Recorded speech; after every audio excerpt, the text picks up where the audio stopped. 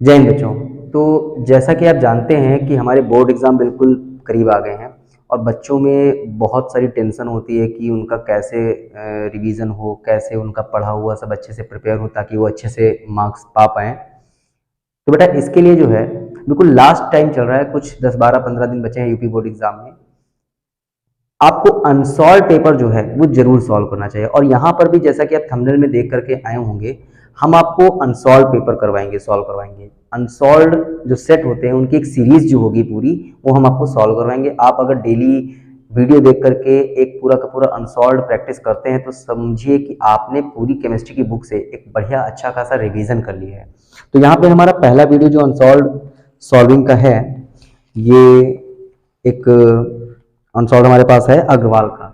आपके पास भी कोई ना कोई होगा, देखिएगा। इसमें जो पहला सेट हम लोग सॉल्व करने जा रहे हैं ये आपका 2024 का सेट 1 है। एफजेड कोड बोर्ड पे आपको मेंशन कर दिया है। आप क्वेश्चन पेपर जैसे जैसे हम सॉल्व करवाते जाएंगे वैसे वैसे आपको मेरे साइड में हर क्वेश्चन जो हम सॉल्व करवाएंगे वो स्क्रीन पर दिखता रहेगा। ठीक है, तो क्वेश्चन कौन सा हम सॉल्व करवा रहे हैं ये आपको घबराने की जरूरत नहीं है, आपको स्क्रीन पे साइड में दिखता रहेगा। ठीक है, तो यहां पर हम पहला सेट जो सॉल्व करवाने जा रहे हैं अनसॉल्व का वो है एफजेड सेट 1 2024। आपको जहां कहीं से भी ये सेट मिले आप वहां से इसको प्रैक्टिस कर सकते हैं।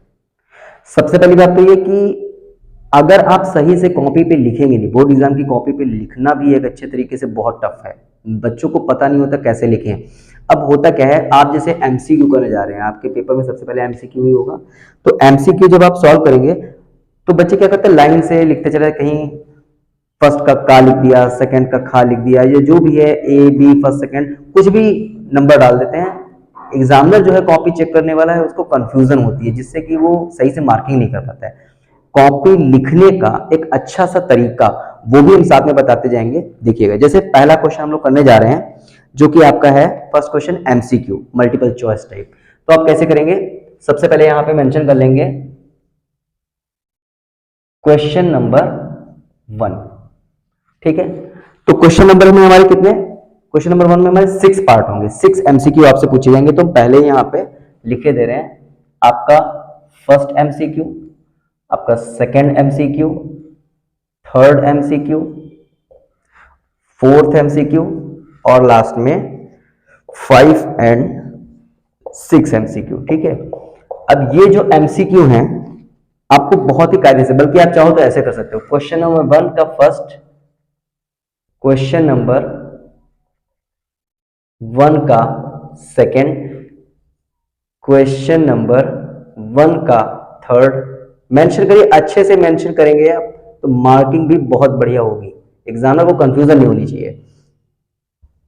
क्वेश्चन नंबर 1 का 5 एंड क्वेश्चन नंबर 1 का 6, टोटल 6 एमसीक्यू जो है आपके क्वेश्चन में आएंगे।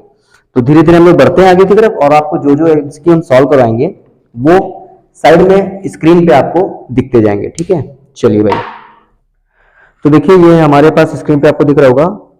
एमसीक्यू में फर्स्ट एमसीक्यू जो क्वेश्चन दिया गया है वो लिखा है 5 ग्राम NaOH is dissolved in 450 ml solution, molarity of the solution is. 4 option आपको दिए गए, पूछा गया कौन सा ऑप्शन सही होगा। तो भाई देखिए हम मोलरिटी जानते हैं कि कैसे सॉल्व होता है, कि यहाँ पे क्वेश्चन में दिया गया है कि अमाउंट कितना दिया गया है NaOH का, 5 ग्राम है आपका। ठीक है, इसमें 450 ml सोल्यूशन में डिसॉल्व, तो वॉल्यूम हमारे पास कितनी हो गई 450 ml। ठीक बात, जो NaOH है उसका मॉलिक्यूलर मास कितना होगा, तो m डैश, यहाँ पे m डैश से हम किसको डिनोट कर रहे हैं, मॉलिक्यूलर मास ऑफ NaOH। ये आपका कितना दिया गया है 40, और पूछा गया है कि जो हमारा सॉल्यूशन बनेगा उसकी मोलैरिटी कितनी होगी, यानी कि small m, molarity equal to question mark. Simple है, फॉर्मूला क्या लगता है कि molarity equal to amount of solute into 1000 upon molecular mass into 1000 जब लगेगा तब वॉल्यूम आपकी दी जाएगी ml में। क्लियर है, बहुत बढ़िया। तो मोलैरिटी देखते हैं कैसे निकलती है, अमाउंट आपका 5 gram into 1000 upon m dash 40 है इंटू वॉल्यूम कितनी थी 450। ठीक बात, 0 0 कैंसिल, 0 0 कैंसिल, ये आपका 5 1 जा 5, 5 9 जा 45, तो आपका कितना बनता है 10/36। ये लगभग लगभग आप डिवाइड करेंगे इसको तो ये आंसर आपका आ जाएगा 0.277। ऑलमोस्ट हम कह देंगे कि 0.27, आगे भी आएगा, हम 8 बोला दे रहे हैं, ठीक है। तो ये आपकी मोलैरिटी आ गई 0.278। तो आपके ऑप्शंस में देखिएगा फोर्थ ऑप्शन दिया गया है 0.278, तो हमारा ऑप्शन कौन सा सही हो जाएगा, फोर्थ वाला ऑप्शन। तो फर्स्ट वाले में फोर्थ ऑप्शन हमारा सही, ठीक बात, ठीक है भाई। दूसरा क्वेश्चन देखिए, आपको क्या दिख रहा है, the oxidation number of cobalt in compound दिया गया है K3CO यानी कि कोबाल्ट, C2O4 का होल थ्राइस। कुछ पावर वगैरह लगी है नहीं, ठीक है। तो ये जो आपको कॉम्प्लेक्स दिया गया है, इस कॉम्प्लेक्स में हमसे पूछा जा रहा है कि कोबाल्ट की ऑक्सीडेशन नंबर कितनी है। तो ऑक्सीडेशन नंबर निकालना हम लोगों ने बहुत अच्छे से सीखा है, 11 में भी सीखा है और 12 में भी जब हम लोग कोऑर्डिनेट कंपाउंड पढ़ते हैं तब हम लोगों ने सीखा था। के कितना चार्ज होता है, +1, 3 बार है इसलिए 3 से मल्टीप्लाई, प्लस x, इसके लिए हम x माने ले रहे हैं, +3 इंटू ऑक्सीडेट आयन जो होता है इस पे कितना चार्ज होता है, -2, इक्वल टू, यहाँ पे कोई चार्ज है नहीं इसलिए 0 रहेगा। तो प्लस का 3 प्लस का x माइनस का 6 equal to 0, x equal to plus का 6 माइनस का 3, x इक्वल टू आ गया आपका प्लस का 3। तो भाई हमारे देखिए ऑप्शन क्या दिए हैं, 1 2 3 एंड 6, थर्ड ऑप्शन आपका मिल जाता है 3।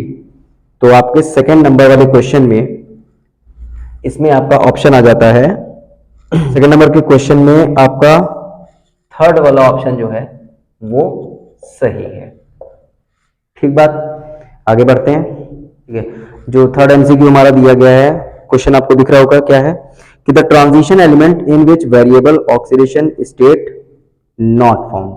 4 ऑप्शन आपको दिए गए हैं, स्कैंडियम, वेनेडियम, टाइटेनियम है और क्रोमियम है। इनमें से पूछा गया है कौन सा ऐसा एलिमेंट है जो वेरिएबल ऑक्सीडेशन स्टेट नहीं शो करता है। हम जानते हैं कि ये सभी लोग डी ब्लॉक के हैं और डी ब्लॉक के ज्यादातर एलिमेंट जो हैं, ज्यादातर जो मेटल्स हैं वो अलग अलग डिफरेंट ऑक्सीडेशन नंबर शो करते हैं, लेकिन स्कैंडियम जो है वो डिफरेंट ऑक्सीडेशन नंबर शो नहीं करता। तो ऑप्शन हो जाएगा हमारा थर्ड वाले एमसीक्यू का फर्स्ट, थर्ड एमसीक्यू का फर्स्ट वाला सही है, scandium is the right answer.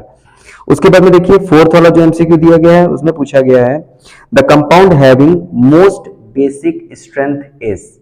सबसे ज्यादा बेसिक स्ट्रेंथ किसकी होगी। 4 ऑप्शन आपको दिए गए हैं, पहला है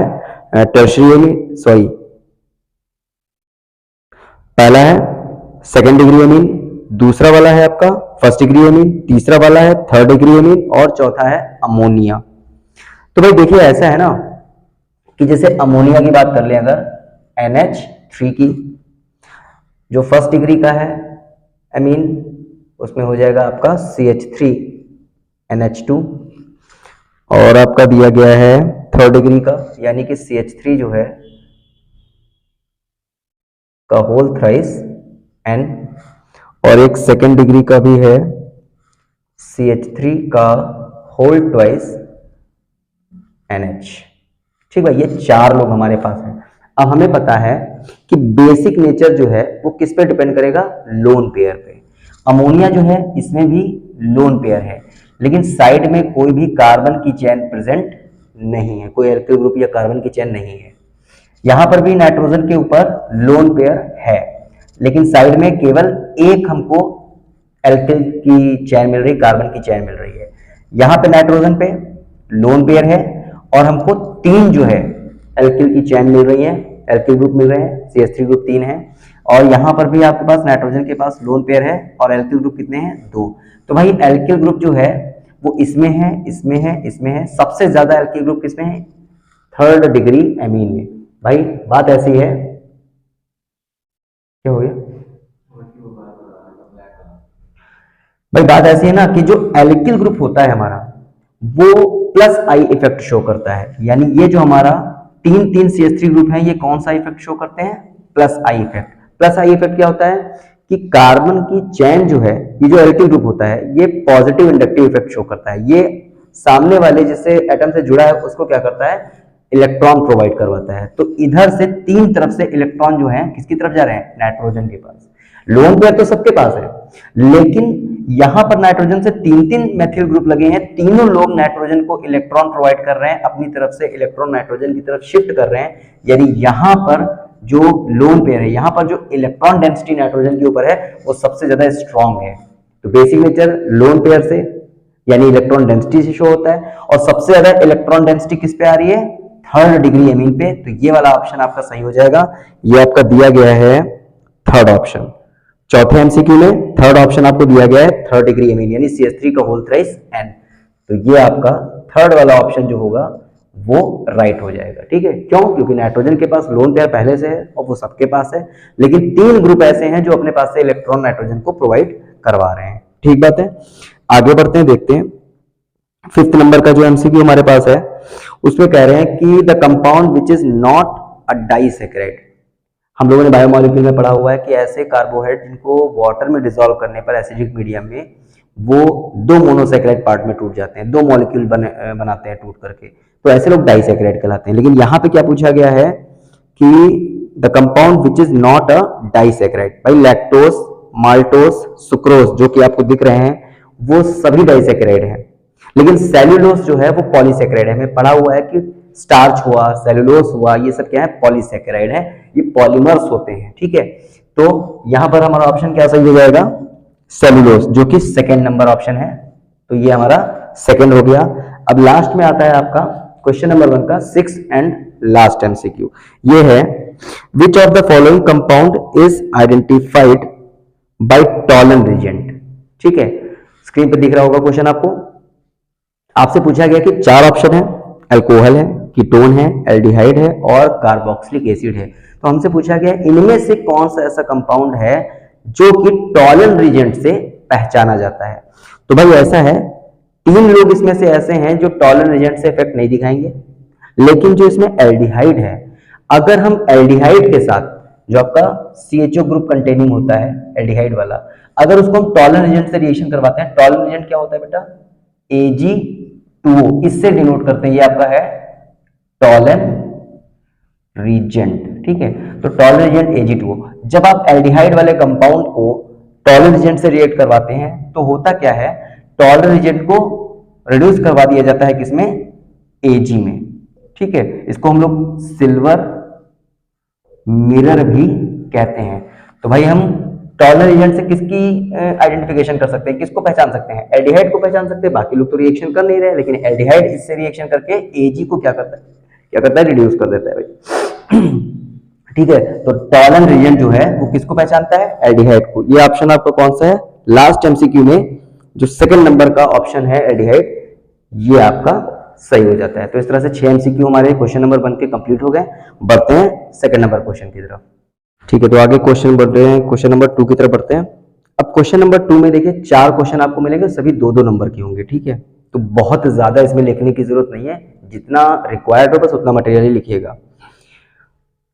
क्वेश्चन नंबर 2 का ए वाला जो क्वेश्चन है, इसमें पूछा गया है कि 30 ग्राम एथिलीन ग्लाइकॉल, जिसका कि मॉलिक्यूलर फॉर्मूला हमको दिया गया है C2H6O2, ठीक है, was mixed in 450 gram water, calculate the following. दो चीजें इसमें आपसे पूछी गई हैं, पहला है depression in freezing point of solution, और उसके बाद में दूसरा पूछा गया फ्रीजिंग पॉइंट ऑफ सॉल्यूशन। ठीक है, तो चलिए क्वेश्चन करके देख लेते हैं। सेकंड क्वेश्चन फर्स्ट वाला ऑप्शन इसका है। ठीक है, क्वेश्चन नंबर 2 इसका ए वाला पार्ट करने जा रहे हैं हम लोग। क्या क्या दिया गया हमको, सॉल्यूट का जो मास है W1 वो दिया गया है 30 ग्राम। ठीक है, W2 यानी कि सॉल्वेंट जो हमको दिया गया है वो कितना है, 450 ग्राम। ठीक है, अब इसमें हमसे दो बातें पूछी गई हैं। पहली चीज पूछी गई है डिप्रेशन इन फ्रीजिंग पॉइंट, तो delta TF equal to question mark हो गया हमारे पास। और दूसरा हमसे क्या पूछ रहे हैं, ये दूसरा पूछ रहे हैं फ्रीजिंग पॉइंट ऑफ सॉल्यूशन, हमसे फ्रीजिंग पॉइंट ऑफ सॉल्यूशन पूछ रहे हैं। यानी दूसरी चीज क्या है, delta T, delta T F, sorry T F, एक चीज हमसे टी एफ पूछ रहे हैं। ठीक है, तो सबसे पहले पहली क्वेश्चन को सॉल्व कर लेते हैं, फर्स्ट वाला ऑप्शन। अब इसमें हम जानते हैं कि डिप्रेशन इन फ्रीजिंग पॉइंट यानी कि डेल्टा टीएफ ये डायरेक्टली प्रोपोर्शनल होता है किसके, मोलैलिटी के। अब डायरेक्टली प्रोपोर्शनल टू मोलैलिटी तो हम इक्वल का निशान लगाएंगे, कांस्टेंट आ जाएगा केएफ।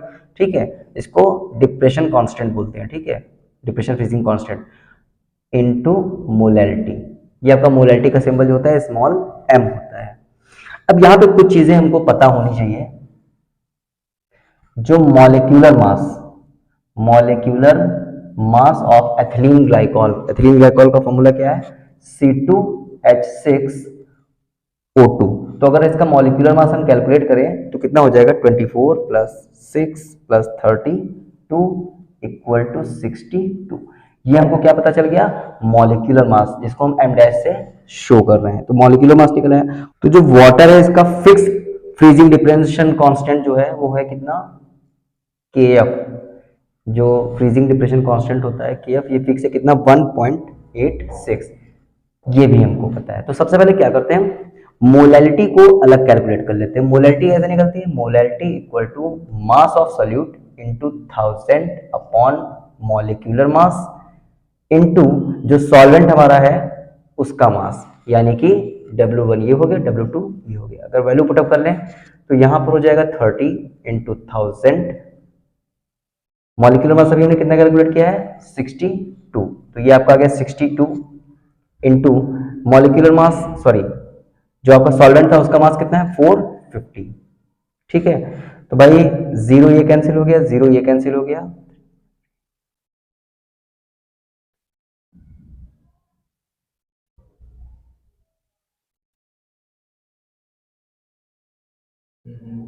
ठीक है, 5 2 = 10, ये आ गया इधर, 5 3 = 15 आ गया, 2 3 = 6, 2 1 = 2, 200। तो आपका ये बनता है जाकर के 100 बाई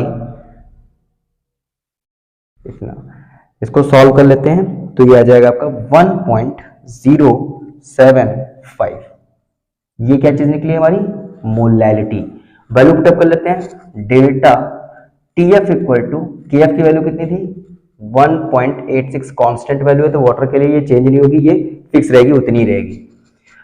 ठीक है, कोशिश ये रहेगी कि वीडियो की लेंथ बहुत ज्यादा लंबी ना हो, टाइम ज्यादा ना लगे, इसीलिए मैं थोड़ा साइड की बातें ना करके और बहुत ज्यादा डिटेल में एक्सप्लेन ना करके जल्दी से जल्दी अनसॉल्व को छोटे से छोटे वीडियो में पूरा का पूरा अनसॉल्व कवर करने की कोशिश करेंगे। तो 1.86 इंटू मोलैलिटी हमने कितनी निकाली है, 1.075। ये प्रोडक्ट हम निकाल लेंगे तो आंसर आ जाएगा आपका डेल्टा टीएफ इक्वल टू, ये समथिंग आपका बन जाएगा 1.9, जिसको लगभग हम कह सकते हैं कि डेल्टा टीएफ आ गया 2.0। ये आपका सॉल्व हो गया। ठीक है, डेल्टा टीएफ इतने केल्विन, ये आपका आंसर आ गया 2.0। अभी दूसरी चीज हमको और सॉल्व करनी है, क्या, हमको जो सोल्यूशन है, सोल्यूशन उसका फ्रीजिंग पॉइंट जो है वो निकालना है। जो प्योर सॉल्वेंट होता है उसका फ्रीजिंग पॉइंट हम लोग जो निकालते हैं उसको T0F से शो करते हैं, और जो सोल्यूशन है उसका फ्रीजिंग पॉइंट हम लोग TF से शो करते हैं। तो इसको कैलकुलेट कर लेते हैं, ये आप नोट करना चाहो तो नोट कर लो। अब इसका दूसरा पार्ट जो हमको निकालना था, सोल्यूशन का फ्रीजिंग पॉइंट, तो ये कैसे निकलेगा, इसके लिए फॉर्मूला है delta TF equal to T0F minus TF। इसको इधर ले आते हैं तो TF हो जाएगा पॉजिटिव में, T0F minus delta TF, delta TF equal to, अब देखिए ये क्या है, जो प्योर आपका सॉल्वेंट है यानी वाटर, उसका फ्रीजिंग पॉइंट। तो भाई वाटर जो है वो 0 डिग्री सेल्सियस पे फ्रीज होता है, और 0 डिग्री सेल्सियस को अगर हम केल्विन में कन्वर्ट करेंगे तो ये आपका आंसर आता है कितना, 273। हम लोग राउंड फिगर में 273 बोल देते हैं, वैसे न्यूमेरिकल वैल्यू इसकी जो है वो 273.15 है पॉइंट। और जो डेल्टा टीएफ हम लोगों ने निकाला था, ये हम लोगों का कितना निकला था, 0। ठीक बात है, तो 2.0 इसमें से माइनस कर लेंगे, आपका TF यानी कि जो सोल्यूशन है उसका फ्रीजिंग पॉइंट कैलकुलेट कर लिया, कितना आ गया, ये आपका आ गया 271.15। ठीक है, तो पहले वाले क्वेश्चन का सेकंड पार्ट जो था वो भी हमारा कंप्लीट हो गया। आगे बढ़ते हैं नेक्स्ट। अब हम बढ़ते हैं क्वेश्चन नंबर 2 के बी पार्ट की तरफ, और इसमें भी हमसे दो बातें पूछी गई हैं। फर्स्ट पूछा गया है मोल फ्रैक्शन, दूसरा हमसे जो पूछा गया है वो पूछा गया है क्या है, मोलैलिटी। हाँ, पूछा गया है मोलैलिटी। तो इसका डिस्कस तो अभी हम लोग एमसीक्यू कर रहे थे, उसी टाइम हम लोगों ने किया था। पहले बात कर लेते हैं मोल फ्रैक्शन की, उसके बाद करेंगे मोलैलिटी की। मोल फ्रैक्शन देखिए होता क्या है, फ्रैक्शन एग्जांपल देखते हैं। जैसे कि मान लीजिए हमारे पास एक केक है, ठीक, इस केक के मैंने किए 4 पार्ट, ठीक, कितने पार्ट किए मैंने, 4।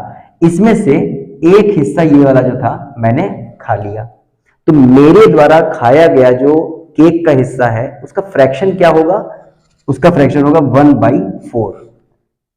मीन्स जो टोटल अमाउंट है उस टोटल अमाउंट का मैंने कितना यूज किया, यही कहलाता है फ्रैक्शन। अब हम लोग केमिस्ट्री की लैंग्वेज में मोल्स की तरफ जा रहे हैं तो हम लोग उसको मोल फ्रैक्शन बोलेंगे। यहां पे आप केक का फ्रैक्शन बोल दो तो सिंपल है, टोटल अमाउंट में से कितना अमाउंट यूज किया जा रहा है, यही कहलाता है मोल फ्रैक्शन। ठीक बात है, तो देखिए मोल फ्रैक्शन क्या है, पूरे सोल्यूशन में सोल्यूट एक कंपोनेंट होता है, सॉल्वेंट एक कंपोनेंट होता है, तो पूरे सोल्यूशन के मोल्स के कंपैरिजन में सोल्यूट के मोल कितने हैं, ये सोल्यूट का मोल फ्रैक्शन कहलाएगा। और पूरे सोल्यूशन के कंपैरिजन में, पूरे सोल्यूशन के मोल्स के कंपैरिजन में सॉल्वेंट के मोल्स कितने हैं, ये सॉल्वेंट का मोल फ्रैक्शन कहलाएगा। ठीक है, देखते हैं। लेट मोल्स ऑफ सोल्यूट, हम मान लेते हैं सोल्यूट जो है उसके मोल्स कितने हैं, small n, and moles of solvent ये हम मान लेते हैं कितने, कैपिटल N। तो फिर मोल्स ऑफ सॉल्यूशन ये कितने हो जाएंगे, n+n। अब हमको मोल फ्रैक्शन जो है वो निकालना है सोल्यूट के लिए अलग, सॉल्वेंट के लिए। तो मोल फ्रैक्शन को इस सिंबल से शो करते हैं, ठीक है, चाई से। Mole fraction of solute equal to, मैंने बोला ना जिसका मोल फ्रैक्शन आप निकाल रहे हो उसका पार्ट अपॉन टोटल जो भी सोल्यूशन है उसका पार्ट। तो सोल्यूट का मोल फ्रैक्शन निकाल रहे हो तो सोल्यूट के मोल कितने हैं, स्मॉल n, और पूरे सोल्यूशन के मोल कितने हैं, n+n। ये मोल फ्रैक्शन हो गया किसके लिए, सोल्यूट के लिए। अगर हम सोल्यूट की बजाय सॉल्वेंट का मोल फ्रैक्शन निकालें तो क्या हो जाएगा, अब हम सॉल्वेंट का मोल फ्रैक्शन निकाल रहे हैं तो सॉल्वेंट का पार्ट यानी उसके मोल कितने थे, कैपिटल N, और पूरे के पूरे सॉल्यूशन के टोटल मोल वो कितने थे, small n plus capital N। ये आपका आ गया सॉल्वेंट का मोल फ्रैक्शन। ठीक है, नोट करना है तो आप नोट कर लीजिए। इसके बाद हम लोग जो सेकंड पार्ट है मोलैलिटी, इसको डिस्कस कर लेते हैं। ठीक है, सेकंड पार्ट क्या है हमारे पास, मोलैलिटी। अब देखिए, या तो हम डेफिनेशन पूरी लिख लिख के आपको बताएं, वीडियो बहुत लंबा हो जाएगा, आपको दिक्कत होगी, शायद आप इतना लंबा वीडियो देखें भी ना, तो इसीलिए हम ओरली आपको डेफिनेशन बोल रहे हैं, आप उसको समझ लीजिए, आप उसको नोट कर लीजिए, जैसा भी आपको ठीक लगे, वीडियो लंबा नहीं करेंगे। मोलैलिटी क्या होती है, number of moles of solute present in 1 kg of solvent. समझ रहे हैं, number of moles of solute present in 1 kg of solvent. 1 kilogram या फिर 1000 ग्राम जो सॉल्वेंट है उसमें सोल्यूट के कितने मोल है, यही कहलाता है उस सोल्यूशन की मोलैलिटी। तो भाई molality is denoted by small m से, small m equal to number of moles of solute upon mass of solvent. देखिए मोलैरिटी और मोलैलिटी में थोड़ी कंफ्यूजन हो जाती है। मोलैरिटी जब बोला जाए तो यहां पे सॉल्वेंट नहीं होगा, सोल्यूशन होगा, और मोलैरिटी में यहां पर मास की बजाय वॉल्यूम ऑफ सॉल्यूशन होता है, ये फर्क है। तो मोलैरिटी और मोलैलिटी को अच्छे से समझ लीजिएगा। अब number of moles of solute, किसी भी चीज के मोल्स निकालने हो तो कैसे निकालेंगे, जिसके मोल्स निकालने हैं उसकी ग्राम में मात्रा ऊपर लिख लेंगे और उसका जो मॉलिक्यूलर मास है वो नीचे। तो मास of solute in gram upon molecular mass of solute into ये कैपिटल डब्ल्यू से हम लोग जो है सॉल्वेंट का मास जो है वो ले रहे हैं, किसमें, केजी में। ठीक बात है। Equal to W upon M dash into capital W. अगर हमारा ये सॉल्वेंट का मास ग्राम में हो तो ऊपर क्या हो जाएगा, 1000, चेंज करेंगे ना हम लोग। यहां पर स्मॉल डब्ल्यू क्या है, mass of solute, capital W क्या है, mass of solvent, M dash क्या है, जो सोल्यूट आपने लिया था उसका मॉलिक्यूलर मास है 1000, इसलिए क्योंकि ग्राम को किलोग्राम में हमने चेंज किया। ठीक, सी ऑप्शन जो है। तीसरे क्वेश्चन की तरफ बढ़ते हैं। अब हमारे पास क्वेश्चन नंबर 2 का सी वाला पार्ट है। इसमें हमसे दो बातें बोली हैं, एक ही क्वेश्चन के दो पार्ट हैं। पहला हमसे पूछ रहे हैं लैंथेनॉइड कॉन्ट्रैक्शन। भाई बहुत इंपॉर्टेंट क्वेश्चन है और ये एग्जाम्स में आता भी खूब है। तो एक तो लेंथेनेट कॉन्ट्रैक्शन है, साथ में इसमें एक चीज ऐड कर दी कि इसका इफेक्ट क्या पड़ता है, हमको इसके इफेक्ट के बारे में भी बताना है। तो पहले बात कर लेते हैं कि लेंथेनेट कॉन्ट्रैक्शन होता क्या है। तो ये हमारे पास लेंथेनियम 57 है और टोटल यहां पर हमारे पास सीरीज में 10 एलिमेंट्स होते हैं। लास्ट में आपका आता है ल्यूटिशियम, इसका एटॉमिक नंबर है 71। तो 57 लेंथेनियम से ये आपका 71 एटॉमिक नंबर ल्यूटिशियम, यहां तक आपके टोटल 10 एलिमेंट्स हैं। जैसे जैसे हम लेफ्ट से राइट की तरफ बढ़ते हैं वैसे वैसे क्या होता है, एटम का साइज डिक्रीज होने लगता है। यानी शुरुआत के जो एटम्स हैं उनका साइज धीरे धीरे आगे आप बढ़ेंगे तो क्या हो रहा है, कॉन्ट्रैक्ट हो रहा है। अब लैंथेनाइड की सीरीज में लैंथेनाइड की जो हॉरिजॉन्टल ये लाइन है, इस लाइन में राइट साइड को मूव करने पर जैसे जैसे आप एटम को देख रहे हैं छोटे होते जा रहे हैं, एटम का साइज क्या हो रहा है, कॉन्ट्रैक्ट हो रहा है। तो एटम के साइज का कॉन्ट्रैक्ट होना ही कहलाता है लैंथेनाइड कॉन्ट्रैक्शन। बात समझ में आ रही है। अब देखिए ये होता क्यों है। देखिए हम जानते हैं कि जो न्यूक्लियस है ये पॉजिटिव होता है। अब इसके पास में कोई एक शेल है, इसमें भी तो इलेक्ट्रॉन होंगे। इलेक्ट्रॉन कैसे होते हैं, निगेटिव। तो ये न्यूक्लियस क्या करता है, इन इलेक्ट्रॉनों को अपनी तरफ क्या करता है, अट्रैक्ट करता है। इसको कहते हैं इफेक्टिव न्यूक्लियर चार्ज। क्या बोलते हैं, इफेक्टिव न्यूक्लियर चार्ज या इफेक्टिव न्यूक्लियर अट्रैक्शन। बाहर का कोई शेल होगा उसमें भी तो इलेक्ट्रॉन होंगे, वो भी कैसे हैं, निगेटिवली चार्ज। तो ये वाला न्यूक्लियस इन इलेक्ट्रॉनों को भी अपनी तरफ क्या कर रहा है, अट्रैक्ट कर रहा है। मगर अब थोड़ा सा मामला चेंज हो गया। ये वाले इलेक्ट्रॉन अट्रैक्शन फील कर रहे हैं, ये वाले इलेक्ट्रॉन भी अट्रैक्शन फील कर रहे हैं, लेकिन इन इलेक्ट्रॉनों पर एक इफेक्ट और पड़ रहा है। क्या, ये निगेटिव चार्ज इस निगेटिव चार्ज को क्या कर रहा है, रिपेल कर रहा है। नतीजा इलेक्ट्रॉन अगर न्यूक्लियस की तरफ आता भी है तो तुरंत क्या होता है, बैक हो जाता है, न्यूक्लियस के पास नहीं आ पाता है। थोड़ा सा अट्रैक्शन फील करके अगर पास आना चाहता भी है तो उसको क्या करता है न्यूक्लियस, सॉरी ये जो इलेक्ट्रॉन है यहाँ वाली, ये उसको क्या करते हैं, हटा देते हैं, रिपेल कर देते हैं, भगाने का प्रयास करते हैं। और ये जो इफेक्ट होता है इसको कहते हैं स्क्रीनिंग इफेक्ट। क्या बोलते हैं, स्क्रीनिंग इफेक्ट, या इसको शील्डिंग इफेक्ट बोलते हैं। शील्ड शील्ड मतलब दीवार। ये वाले इलेक्ट्रॉन इन वाले इलेक्ट्रॉनों के लिए एक दीवार खड़ी कर देते हैं कि भाई तुम्हें हम न्यूक्लियस की तरफ अट्रैक्ट नहीं होने देंगे। तो इस हिसाब से तो इलेक्ट्रॉन पीछे की तरफ खिसकने चाहिए, साइज बड़ा हो जाना चाहिए, पर यहां पर साइज क्या हो रहा है, छोटा।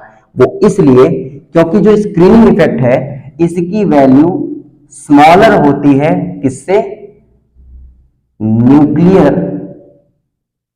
अट्रैक्शन से। यानी ये जो शील्डिंग इफेक्ट है, बाहर के इलेक्ट्रॉनों को अंदर की तरफ आने से रोकने की जो प्रॉपर्टी है इसकी वैल्यू कम है, जबकि न्यूक्लियस की इलेक्ट्रॉन को खींचने की ताकत ज्यादा है। इसलिए बाहर के भी इलेक्ट्रॉनों को क्या करता है, अपनी तरफ खींचता है। और इस खिंचाव की वजह से इलेक्ट्रॉन्स कॉन्ट्रैक्ट होते हैं, एटम का साइज कॉन्ट्रैक्ट होता है, और जैसे जैसे राइट साइड में बढ़ते हैं वैसे वैसे क्या होता है कि न्यूक्लियस के पास इलेक्ट्रॉन आने से साइज कॉन्ट्रैक्ट हो जाता है। ये कहलाता है लैंथेनाइड कॉन्ट्रैक्शन। अब इफेक्ट जो है जरा इसको समझते हैं, इफेक्ट की बात। तो यहां पर हमारे पास क्या है, स्कैंडियम, उसके बाद क्या आता है, इट्रियम, फिर लैंथेनम है आपका, और फिर उसके बाद में एक्टिनियम। ये है, ठीक है, एक्टिनियम 89 नंबर होता है इसका। हमने पढ़ा हुआ है कि किसी भी ग्रुप में, जब ग्रुप में ऊपर से नीचे की तरफ हम जाते हैं तो एटॉमिक साइज ये क्या होगा, इंक्रीज होगा। ध्यान दीजिएगा कि आप ग्रुप में जब ऊपर से नीचे की तरफ जाते हैं, ग्रुप में ऊपर से नीचे आने पर एटम का साइज जो है वो क्या हो रहा है, इंक्रीज हो रहा है। ठीक है, तो भाई यहां पर देखिएगा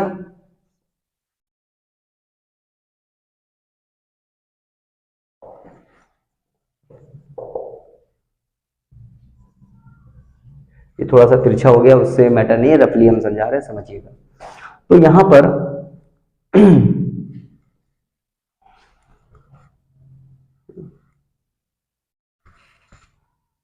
यहां पर देखिएगा टीन,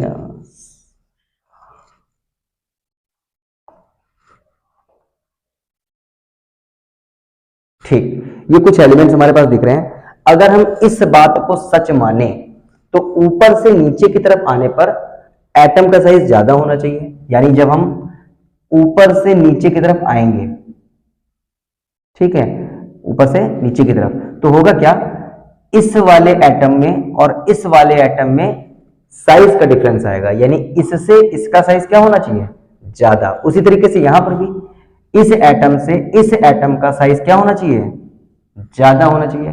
पर हम क्या पढ़े हुए हैं कि लेंथ नेट कॉन्ट्रैक्शन हो गया, लेंथ नेट कॉन्ट्रैक्शन हो गया, तो लेंथ नेट का जब कॉन्ट्रैक्शन होगा तो ये वाले जो साइज बड़े होने चाहिए थे, कॉन्ट्रैक्शन की वजह से क्या हो चुके हैं, छोटे।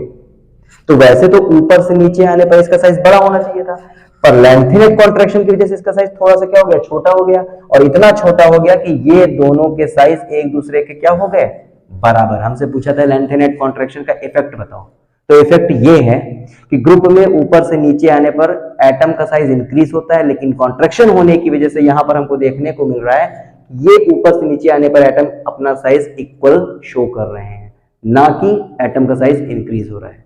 यहां पर इंक्रीज हो रहा था, लेकिन यहां पर क्या हो रहा है, इंक्रीज नहीं हो रहा है। जनरली ग्रुप में ऊपर से नीचे आने पर एटम का साइज इंक्रीज होता है, पर यहां पर इंक्रीज नहीं हो रहा है। ठीक है, तो ये दो चीजें हैं, लेंथ नेट कॉन्ट्रैक्शन और इसका इफेक्ट।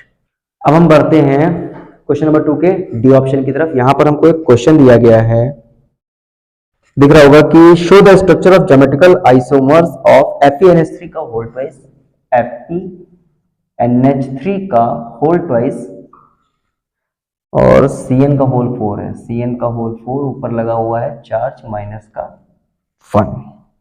ठीक, हमसे कहा गया है कि ये जो कंपाउंड दिया गया है इसके ज्योमेट्रिकल आइसोमर्स जो हैं वो शो करिए। तो भाई ज्योमेट्रिकल आइसोमर्स कौन होते हैं, ज्योमेट्रिकल आइसोमर्स होते हैं, एक होता है सिस फॉर्म और एक होता है ट्रांस फॉर्म। अगर आपने ये टॉपिक पढ़ा हुआ है तो आपको याद आ गया होगा। सिस फॉर्म क्या होता है, ऐसी फॉर्म जिसमें जो लिगेंड्स हैं, ये लिगेंड, ये सेंट्रल मेटल एटम होता है, ठीक है, और ये आपके लिगेंड्स होते हैं। ठीक है, तो जो लिगेंड्स होते हैं वो 90 डिग्री एंगल शो करते हैं, जबकि ट्रांस फॉर्म में जो लिगेंड्स होते हैं वो 180 डिग्री एंगल शो करते हैं। तो भाई देखो कोऑर्डिनेशन नंबर यहाँ पे कितनी है, कोऑर्डिनेशन नंबर है 6, 4 लिगेंड्स ये हैं और 2 लिगेंड्स ये हैं। तो सेंट्रल मेटल एटम आपका Fe है, इसमें 6 कोऑर्डिनेट बॉन्ड बनेंगे आपके। ठीक है, इधर भी सेंट्रल मेटल एटम से टोटल 6 कोऑर्डिनेट बॉन्ड बनेंगे। यहां पर आपको लिगेंड्स इस तरह से सेट करने हैं कि उनमें 90 डिग्री का एंगल है। तो भाई NH3 कितने हैं, 2, एक NH3 ये रहा, एक NH3 ये रहा। बताइए क्या एंगल दिख रहा है, ये लगभग 3D डायग्राम होता है, आप इमेजिन कर लीजिए, ये 90 डिग्री का एंगल यहाँ पे होता है। उसके बाद Cn Cn Cn Cn, कितने Cn हो गए, 4 Cn है टोटल, कितने Cn, 4 Cn। तो यहाँ पे देखो इनके बीच में 90 डिग्री है, इनके बीच में 90 डिग्री है, इनके बीच में 90 डिग्री है, और यहाँ पे NH3 के बीच में 90 डिग्री। तो ये सिस फॉर्म हो गई। यहाँ पर क्या हो जाएगा, ट्रांसफॉर्म। कितने NH3 हैं, 2, पहला NH3 हम यहाँ पे लगा देते हैं, दूसरा NH3 यहाँ। बताइए एंगल क्या हुआ, 180 डिग्री आ गया। Cn कितने एंगल पे आ गए, 180 डिग्री।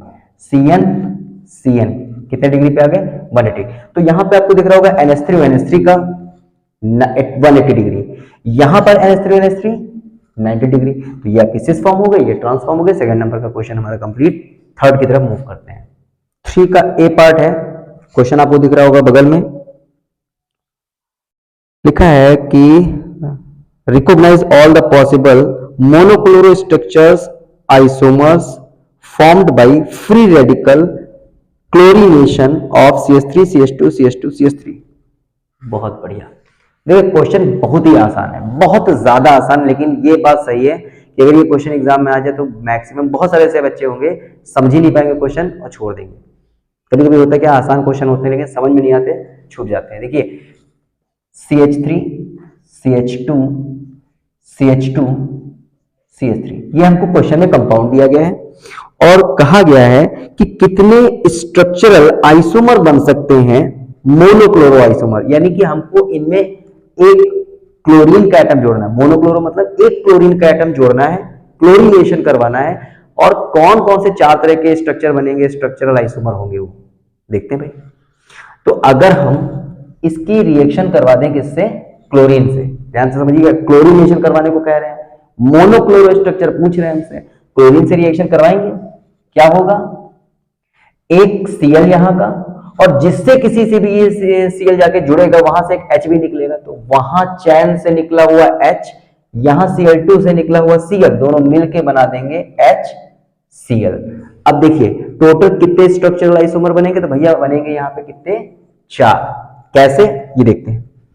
पहला, अगर यहां पर Cl जुड़ रहा है तो H यहां से निकलेगा और ये CH2 में कन्वर्ट हो जाएगा, CH3 CH2 CH2, और जो CH3 था वो भी अब क्या हो गया CH2, और जुड़ गया यहां पर हमारा Cl। दूसरा स्ट्रक्चर क्या बन सकता है, अगर Cl यहां पर जुड़ा तो बनेगा CH3 CH2, अब CH2 की जगह CH रह गया और एक जुड़ गया कौन, Cl, इधर आ गया आपका CH3। तीसरा देखिए क्या बन सकता है तीसरा, अगर Cl आकर के इस जगह पे जुड़ा तो CH3 CH, आपके Cl यहां आके जुड़ गया CH2 CH3, और फोर्थ पोजीशन ये हो सकती है कि Cl आकर के यहां पास जुड़ जाए, तो भाई ये आपके हो जाएगा CH2 और Cl इस जगह पे आ गया, CH2 और CH3। तो हमें टोटल 1 2 3 4 4 स्ट्रक्चरल आइसोमर मिलेंगे अगर एक मोनोक्लोरो एटम आकर के जुड़ता है क्लोरीनेशन करने पर। ठीक है, बहुत ही आसान क्वेश्चन था, बस थोड़ा सा घुमा के से पूछा गया था।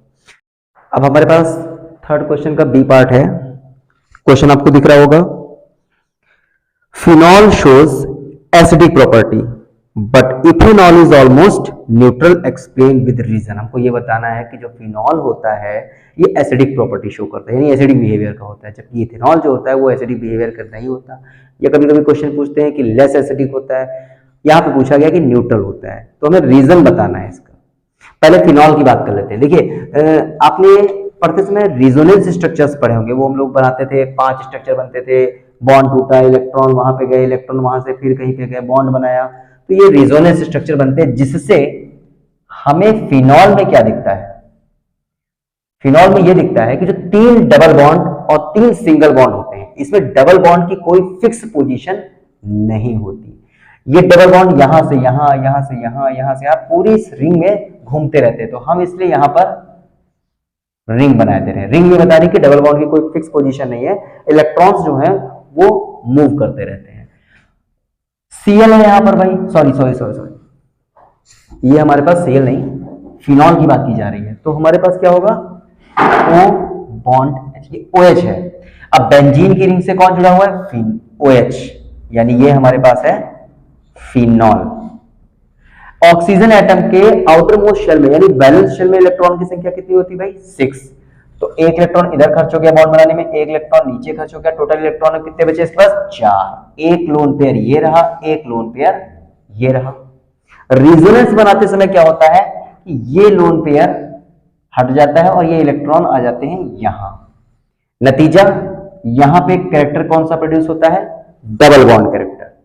अब यहां पे डबल बॉन्ड कैरेक्टर आ गया, इलेक्ट्रॉन जब पूरी रिंग में मूव करते हैं तो ये वाली पोजीशन निगेटिव शो हो जाती है, ये वाली पोजीशन निगेटिव शो हो जाती है, ये वाली पोजीशन निगेटिव शो हो जाती है, और ऑक्सीजन ने इलेक्ट्रॉन रिंग की तरफ शिफ्ट कर दिए। इलेक्ट्रॉन जो है ऑक्सीजन ने हटाए हैं अपने पास से, इसलिए यहां पर कौन सा चार्ज आता है, पॉजिटिव चार्ज। ठीक बात है। अभी आपके पास किसी चीज की कमी हो तो आप उस चीज को कहीं से लेने का प्रयास करेंगे, वैसे ही ऑक्सीजन एटम भी देखिए, इसने अपने इलेक्ट्रॉन नीचे रिंग की तरफ पास कर दिए, तो इसके पास इलेक्ट्रॉन की कमी हो गई। पॉजिटिव चार्ज किस बात को शो करता है? पॉजिटिव चार्ज ये शो करता है कि ऑक्सीजन के पास इलेक्ट्रॉन की कमी है।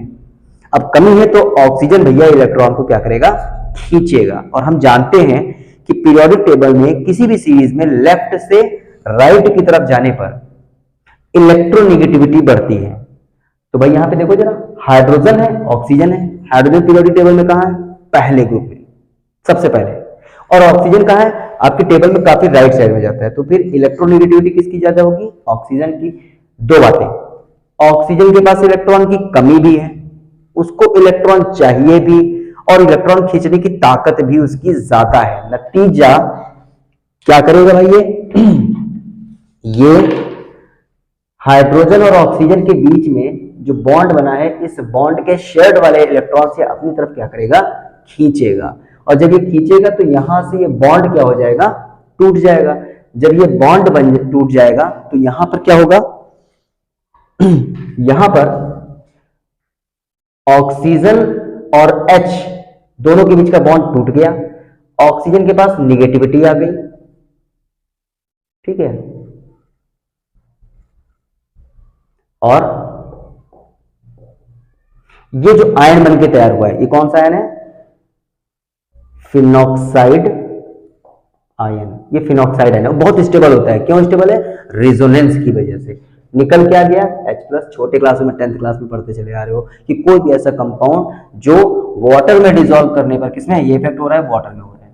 वाटर में डिसॉल्व करने पर अगर वो H+ निकालता है तो कंपाउंड कैसा होगा? एसिडिक। तो भैया फिनॉल हमारा कैसा हो गया?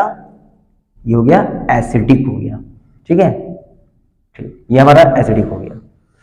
इसने क्या किया? बॉन्ड को तोड़ दिया, H+ को निकाल दिया, फिनॉक्साइड आयन बना दिया। फिनॉक्साइड आयन स्टेबल भी है, H+ भी निकल गया, तो ये एसिडिक बिहेवियर का होगा। अब यही चीज हम करते हैं किसमें? एथिल अल्कोहल में। तो देखो CH3 CH2, एक तो ये चीज हमारी हो गई। अब हम दूसरे में देख रहे हैं CH3 CH2 OH। आपने कहा कि भाई सर यहां से बॉन्ड टूट गया, H+ को निकाल दिया, इसमें भी तोड़िए। चलो हम इसको वाटर में डिसॉल्व कर रहे हैं और हम यहां से इस बॉन्ड को क्या कर रहे हैं? तोड़ रहे हैं। तो इसने भी क्या निकाल दिया? H+। क्या बनेगा? CH3 CH2O। इसको क्या बोलेंगे? Ethoxide ion. पर भैया यहां पे एक बात मैं आपको बता दूं कि जो अल्कोहल है, एथिल अल्कोहल, कौन है ये? एथिल अल्कोहल है। एथिल अल्कोहल में रेजोनेंस नहीं होता। यहां पे रेजोनेंस है लेकिन यहां पर रेजोनेंस नहीं होता। अब रेजोनेंस होने की ना होने की वजह से इसका जो ये एथॉक्साइड आपको आयन दिख रहा है, ये कैसा है?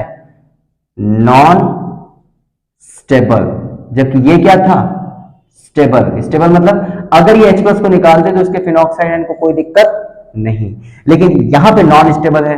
ये अगर H+ को निकालेगा नहीं, अगर निकालेगा तो इसका जो एथॉक्साइड आयन है ये नॉन स्टेबल है, यानी कि इसको प्रॉब्लम होगी। भैया प्रॉब्लम होगी, ये H+ नहीं निकालेगा। H+ नहीं निकालेगा तो ये एसिडिक बिहेवियर का नहीं होगा। या तो आप कह दो कि ethyl alcohol less acidic then phenol, या फिर आप इसको सीधे सीधे क्या बोल दो कि ये न्यूट्रल है और ये एसिडिक है। तो सिंपल सा रीजन आपको ये बोलना है कि भैया when phenol get in contact with water, it release H+, and due to its stable resonance structures it form phenoxide ion, which is very stable ion, and due to removal of H+, this is acidic. But ethyl alcohol does not undergo resonance and its ethoxide ion is not very stable as compared to phenoxide ion. तो भैया ये H+ नहीं निकालेगा, ये इतना अच्छा acidic behaviour का नहीं है। ये आपका आंसर हो गया। देखिए यहां पर क्वेश्चन नंबर 3 जो है सी पार्ट, इसमें भी हमको दो और पार्ट दिए गए हैं। क्वेश्चन नंबर 3 के सी पार्ट में दो और पार्ट है, फर्स्ट एंड सेकेंड। जो फर्स्ट पार्ट है इसमें हमसे एसिटल्डिहाइड और एसीटोन, इन दोनों के बीच में डिफरेंस पूछा है। और जो सेकेंड नंबर का है इसमें एसिटोफिनोन और बेंजोफिनोन, इन दोनों के बीच में डिफरेंस पूछा है। बहुत ज्यादा इसमें पॉइंट लिखने की जरूरत नहीं है, ये कोई एसएसटी वगैरह का पेपर नहीं है। दो दो तीन तीन पॉइंट लिख दीजिए, बहुत है। तो जैसे यहाँ पर देखते हैं एसिटल्डिहाइड, इसमें कौन सा ग्रुप होता है? CHO ग्रुप, हम जानते हैं। और एसीटोन में क्या होता है, सी डबल बॉन्ड हो, यानी कार्बोनिल ग्रुप जो है वो होता है। अगर हम एसिटाल्डिहाइड की रिएक्शन करवाएं फेलिंग सोल्यूशन से, फेलिंग सोल्यूशन को हम लोग क्या करते हैं, CuO से शो करते हैं। ये आपका फेलिंग सोल्यूशन है, फेलिंग सोल्यूशन को CuO से शो करते हैं। तो जब आपका फेलिंग सोल्यूशन से एसिटाल्डिहाइड, अभी देखिए एमसीक्यू पे हम लोग पढ़ रहे थे, वहां पे भी ये चीज आई थी कि टॉलन एजेंट से कौन होता है, फेलिंग सोल्यूशन से कौन। तो फेलिंग सोल्यूशन ये है। फेलिंग सोल्यूशन से जब एल्डिहाइड को क्या करते हैं, रिएक्ट करवाते हैं, तो ये रिड्यूस कर देता है फेलिंग सोल्यूशन को Cu2O में, और ये जो Cu2O है ये आपका रेड कलर का होता है। कैसा, रेड कलर का। तो एल्डिहाइड फेलिंग सोल्यूशन को रेड कलर के Cu2O में ऑक्सीडाइज रिड्यूस कर देता है, सॉरी रिड्यूस कर देता है।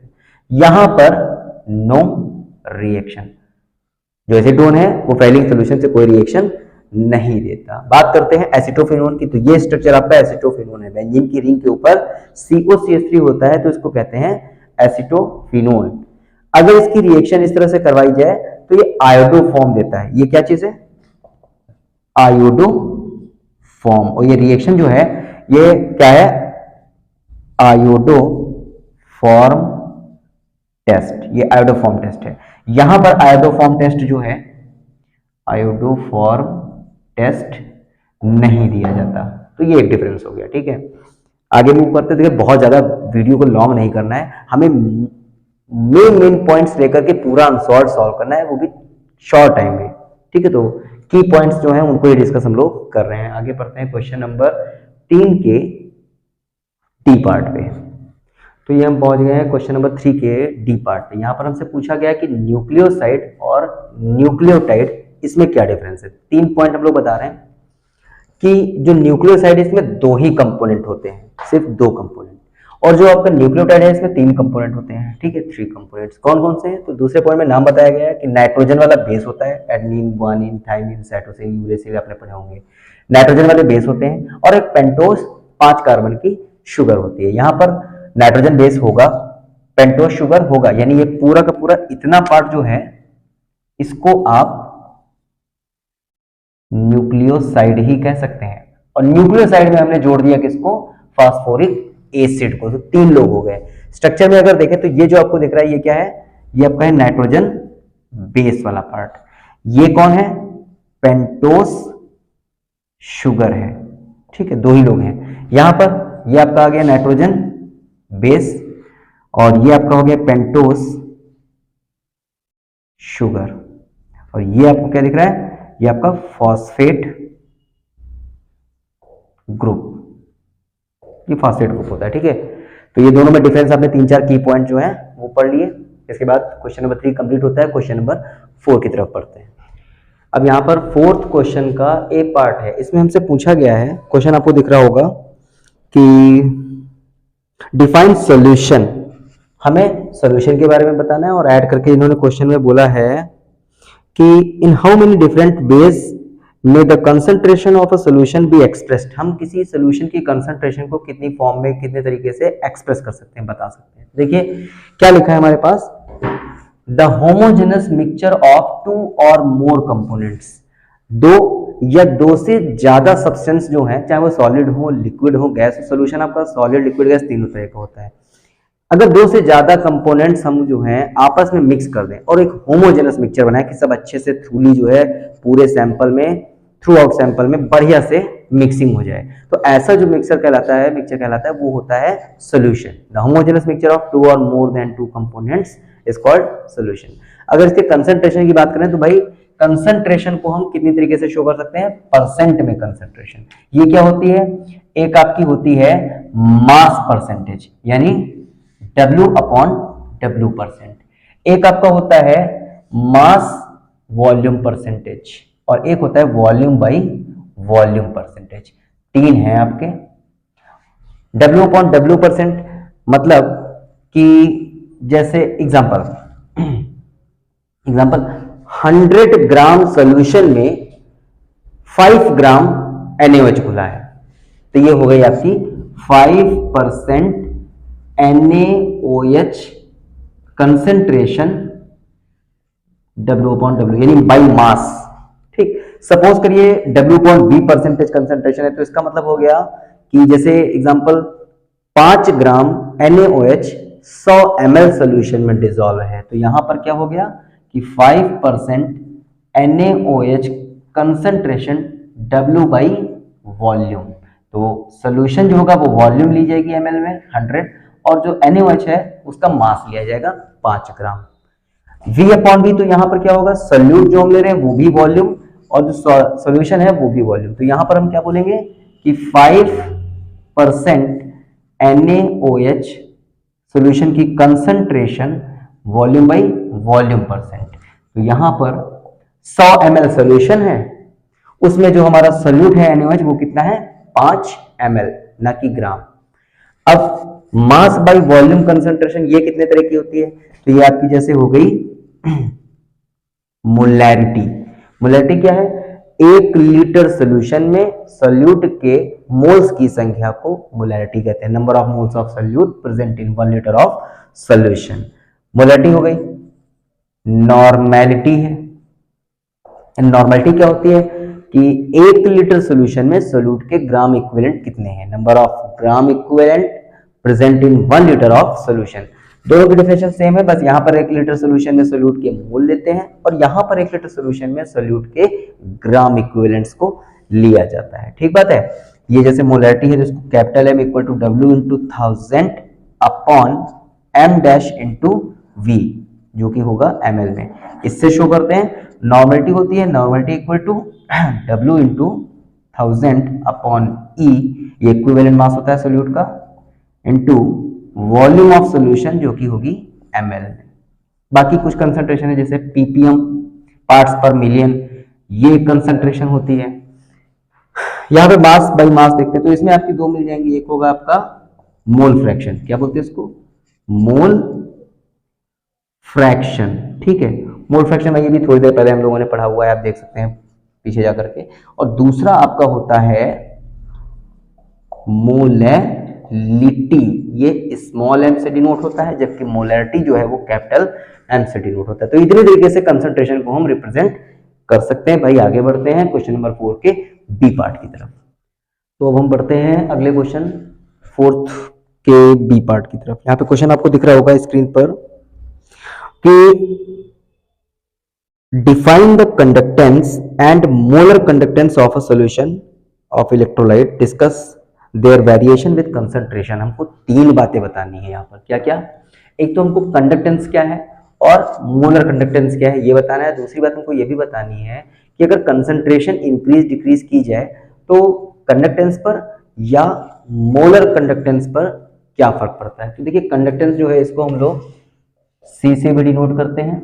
अब इसकी डेफिनेशन क्या दी गई है, द एबिलिटी या फिर capacity of a substance to flow heat और electricity through it is called conductance. किसी सब्सटेंस में, किसी इलेक्ट्रोलाइट में कोई कंपाउंड है, उसके अंदर हीट को या इलेक्ट्रिसिटी को फ्लो करवाने की एक एबिलिटी, एक क्षमता होती है, ये उसकी एबिलिटी, ये उसकी कैपेसिटी, उसकी क्षमता ही कहलाती है उसकी कंडक्टेंस। इसको हम लोग C से डिनोट करते हैं, C equal to 1/R। R मतलब रेजिस्टेंस, जो करंट को फ्लो होने से रोकने की एक प्रॉपर्टी होती है उसको कहते हैं रेजिस्टेंस। तो रेजिस्टेंस और कंडक्टेंस इनवर्सली प्रोपोर्शनल है, यानी कि रेजिस्टेंस जितना ज्यादा करंट को फ्लो होने में प्रॉब्लम उतनी ज्यादा, कंडक्टेंस उतना कम। और रेजिस्टेंस जितना कम, यानी प्रॉब्लम अगर कम है करंट को फ्लो होने में, तो कंडक्टिविटी उतनी ही ज्यादा हो जाएगी। ये आपकी यूनिट भी दी गई है, ओम इनवर्स या फिर मो कहते हैं या फिर साइमन से डिनोट करते हैं। बात करें अगर मोलर कंडक्टिविटी की, तो यहां पर क्या होता है कि the conductivity of 1 molar electrolyte, यानी कि कंसंट्रेशन भी बताई गई है, the conductivity of 1 molar electrolyte in specific volume of solution called as molar conductivity. इसको आप लैम्डा m से शो करते हैं। लैम्डा ये वाला भी बन सकता है, ये वाला भी बन सकता है, as you like you can choose. अब इसको फॉर्मूला क्या शो करता है कि lambda m equal to kappa. भाई ये बता दूं आपको कि ये जो सिंबल आपको दिख रहा है इसको बोलते हैं कप्पा। ठीक है, तो कप्पा से डिनोट करते हैं। Lambda m equal to kappa into V. V क्या है, सोल्यूशन की वॉल्यूम है। जो कप्पा है ये किसको शो करता है, ये है आपकी specific conductivity, conductance. Specific conductance को शो करते हैं कप्पा। कप्पा क्या होता है कि 1 सेंटीमीटर की दूरी पर रखे हुए 1 centimetre square cross sectional area के जो दो इलेक्ट्रोड हैं उनके बीच में जो 1 ml की वॉल्यूम बनती है, उसमें जो इलेक्ट्रोलाइट है उसकी कंडक्टिविटी को कहते हैं स्पेसिफिक कंडक्टिविटी यानी कप्पा। ठीक है, दोनों हो गए। अब बात करते हैं इफेक्ट ऑफ कंसंट्रेशन। तो पहले हम बात कर लेते हैं कंसंट्रेशन का इफेक्ट कंडक्टेंस पे क्या पड़ता है। भाई ऐसा है कि अगर कोई यहां पे आपके पास सॉल्यूशन है, कोई इलेक्ट्रोलाइटिक सॉल्यूशन है और आपने उसमें कंसंट्रेशन को बढ़ा दिया, तो भाई कंसंट्रेशन को बढ़ाने पर जो आयनाइजेशन होता है इलेक्ट्रोलाइट का उसकी रेट कम हो जाती है। यानी कि अगर ज्यादा कंसंट्रेशन होगी, पार्टिकल्स सॉल्यूट के बहुत डेंस हो जाएंगे, बहुत ज्यादा कंसंट्रेशन हो जाएगी, तो इलेक्ट्रोलाइट जो पॉजिटिव निगेटिव में टूटता है उसके आयनाइजेशन में कमी आ जाएगी। अब कम आयन होंगे तो कम मूवमेंट होगा, जिसकी वजह से यहाँ पे कंडक्टेंस क्या हो जाएगा, कम। तो यहां पर जो कंडक्टिविटी है वो क्या हो रही है, कंडक्टिविटी जो हो रही है वो क्या हो रही है, डिक्रीज हो रही है। इधर बात करें तो यहां पे आपको फार्मूले में क्या दिख रहा है, कप्पा।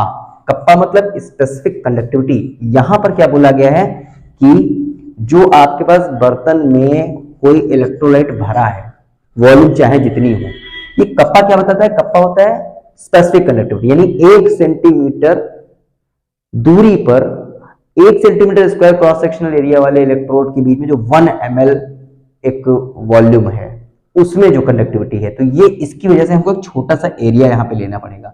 सपोज ये इतना जो एरिया है ये कितना है, 1 ml। अब अगर आप यहां पे कंसंट्रेशन को बढ़ा देंगे तो यहां पर कंसंट्रेशन बढ़ाने से क्या होगा, इसके किसी एक छोटे से एरिया में ये जो यूनिट वॉल्यूम है कितनी है, ये यूनिट वॉल्यूम है। यूनिट वॉल्यूम में यानी 1 ml वॉल्यूम में ज्यादा इलेक्ट्रोलाइट अगर आप डाल दोगे तो यहां पे आयंस जो होंगे, आयंस वो इंक्रीज हो जाएंगे। अब इस छोटे से एरिया में आयंस इंक्रीज हो गए तो यहां पर कंडक्टिविटी जो होगी, कंडक्टिविटी जो होगी वो कैसी मानी जाएगी, बढ़ी हुई मानी जाएगी। समझिएगा, यहां पर हम किसी एक स्पेसिफिक एरिया को नहीं ले रहे, हम पूरे के पूरे वॉल्यूम को कंसीडर कर रहे हैं। पूरे के पूरे वॉल्यूम में ज्यादा कंसंट्रेशन बढ़ाने पर आयनाइजेशन डिक्रीज हो जाता है। कम आयनाइजेशन, कम आयनों की मूवमेंट, कम आयनों की मूवमेंट, कम कंडक्टिविटी। लेकिन यहां पर हमको पूरे वॉल्यूम से मतलब ही नहीं है। कंसंट्रेशन बढ़ाने पर कुछ एक स्पेसिफिक एरिया जो यूनिट वॉल्यूम है उसमें आयंस ज्यादा हो गए हैं। ठीक है, उसमें आयंस क्या हो गए, ज्यादा। अब उसमें आयन ज्यादा हो गए हैं तो कंडक्टिविटी क्या हो जाएगी, ज्यादा हो जाएगी। ठीक है, तो ये इफेक्ट भी हो गया, दोनों डेफिनेशंस भी हो गए। अब यहां पर हमारे पास क्वेश्चन नंबर 4 का सी पार्ट है जो कि न्यूमेरिकल है। न्यूमेरिकल क्या है, देखिए दिख रहा है आपको। What do you understand by first order reaction? तो एक बात तो हमसे पूछी गई है कि फर्स्ट ऑर्डर रिएक्शन क्या होती है, और साथ में न्यूमेरिकल ऐड कर दिया है इन्होंने। न्यूमेरिकल क्या ऐड किया है, गला पड़ गया, क्या लग रहा है भाई। The time taken in becoming 0.4 mole per liter from initial concentration of 0.6 mole per liter। ठीक है, तो क्या बता रहे हैं, इनिशियल कंसंट्रेशन। इनिशियल कंसंट्रेशन को क्या मानते हैं हम, ए मानते हैं। ये कितनी थी, 0.6। और बाद में जब रिएक्शन थोड़ी देर हो गई तो जो बची हुई अमाउंट है उसको a माइनस एक्स से डिनोट कर रहे हैं। ये कितना बचा, 0.4 बचा है। ठीक है, इन 5 मिनट्स। और यहां पर इसमें टाइम कितना लग रहा है, 5 मिनट्स लग रहा है। ठीक है, आगे कह रहे हैं कि how much time will be required for the initial concentration to reach 0.3 mole per litre. बढ़िया क्वेश्चन है, अच्छा क्वेश्चन है, केमिकल काइनेटिक्स से पूछा गया है। तो चलिए देख लेते हैं, यहां पर फर्स्ट ऑर्डर की रिएक्शन क्या होती है ये पूछा गया है। देखिए, ऐसी रिएक्शन जिसमें रिएक्टेंट के चाहे जितने भी मॉलिक्यूल हो, लेकिन उसमें एक्टिव मॉलिक्यूल केवल एक रिएक्टेंट है। रिएक्टेंट भले ही आपके 2 हो, लेकिन दोनों मॉलिक्यूल नहीं, कोई एक मॉलिक्यूल जो है वो रिएक्शन की रेट को कंट्रोल कर रहा है, रिएक्शन की वेलोसिटी को डिटरमाइन कर रहा है, रिएक्शन की जो वेलोसिटी है उस पर अपना इफेक्ट डाल रहा है। दोनों लोग नहीं, सिर्फ एक। तो एक्टिव मॉलिक्यूल की संख्या केवल एक हुई, ये हो गई आपकी फर्स्ट ऑर्डर रिएक्शन। ठीक है, जैसे कि सुक्रोज है C12H22O11, इसका वाटर में अगर डिसोसिएशन करें तो वाटर एक कांस्टेंट वैल्यू, इसका कोई फर्क नहीं पड़ रहा है। C12H22O11 जो है यही इस रिएक्शन को कंट्रोल और डिसाइड करेगा, यानी कि दोनों मॉलिक्यूल में से एक मॉलिक्यूल एक्टिव मॉलिक्यूल है। ये आपकी हो गई फर्स्ट ऑर्डर की रिएक्शन। ठीक है, फर्स्ट ऑर्डर की रिएक्शन वो रिएक्शन होती है जिसमें रिएक्टेंट का केवल एक ही मॉलिक्यूल एक्टिव होता है। ठीक है, न्यूमेरिकल की बात कर लेते हैं। अब फर्स्ट ऑर्डर की रिएक्शन है तो हम क्या करेंगे, K equal to 2.303 upon T log का base 10 A upon A minus x, ये हमारा फॉर्मूला है। ठीक है, इसमें वैल्यू पुट अप कर लेते हैं। 2.303 अपॉन T, कितना टाइम लग रहा है 5, log का बेस 10 A, इनिशियल अमाउंट कितना है 0.6 अपॉन रिमेनिंग अमाउंट कितना है रिएक्शन के बाद 0.4, ये आपका कैंसिल हो गया, 3 जा 2 जा, ये आपका आ गया। इधर 5 से इसको डिवाइड कर लेंगे तो ये आपका आंसर आ जाएगा 0.4606 और इधर log 3/2 मतलब 1.5 इंटू log 1.5। देखिए एक बात समझ लीजिए कि log 1.5 है, डरिए मत, लॉग की वैल्यू कोई आपको नहीं रटनी है, लॉग की वैल्यू कोई नहीं याद कर पाएगा, इतनी सारी वैल्यू कौन याद कर लेगा। आपको अगर ये क्वेश्चन दिया जाता है तो क्वेश्चन में कहीं ना कहीं लॉग की वैल्यू आपको दी गई होगी, अगर नहीं दी है तो लॉग की वैल्यू निकालने के लिए आपको टेबल दी जाएगी। अब टेबल से लॉग कैसे निकलता है, एंटी लॉग कैसे निकलता है, ये आपको सीखना पड़ेगा, नहीं आता है तो सीख लीजिएगा। ठीक है, तो log 1.5 की वैल्यू क्वेश्चन में दी गई होगी, नहीं दी है तो टेबल दी जाएगी आपको निकालने के लिए। अब इसको क्या करेंगे, पुटअप कर लेंगे, 0.4606 इंटू जो log 1.5 है इसकी वैल्यू आती है 0.1760, दोनों का हम प्रोडक्ट निकालेंगे तो ये आपका आ जाएगा 0.081। के की वैल्यू है, के तो कांस्टेंट वैल्यू है, आगे के प्रोसेस में भी वही रिपीट हो जाएगी। दूसरी कंडीशन जो क्वेश्चन की थी वो क्या थी, इनिशियल अमाउंट तो सेम वही रहेगा, उसमें तो कोई चेंज होगा नहीं, और जो रिमेनिंग अमाउंट है वो कितना बता रहे हैं कि 0.3, और टाइम अब कितना लगा यही तो हमसे पूछा जा रहा है, तो फिर से हम वही अप्लाई कर देंगे। K equal to 2.303 upon T log का base 10 A upon A minus x, value put up करते हैं, 2.303 अपॉन टाइम पता नहीं है, log A की वैल्यू 0.6, A माइनस एक्स की वैल्यू 0.3, कट गया 2 जा गया, 2.303 अपॉन T log 2 की वैल्यू कितनी होती है 0.3010। ठीक है, यहां से मल्टीप्लाई करके निकाल लेंगे तो ये आपका आ जाएगा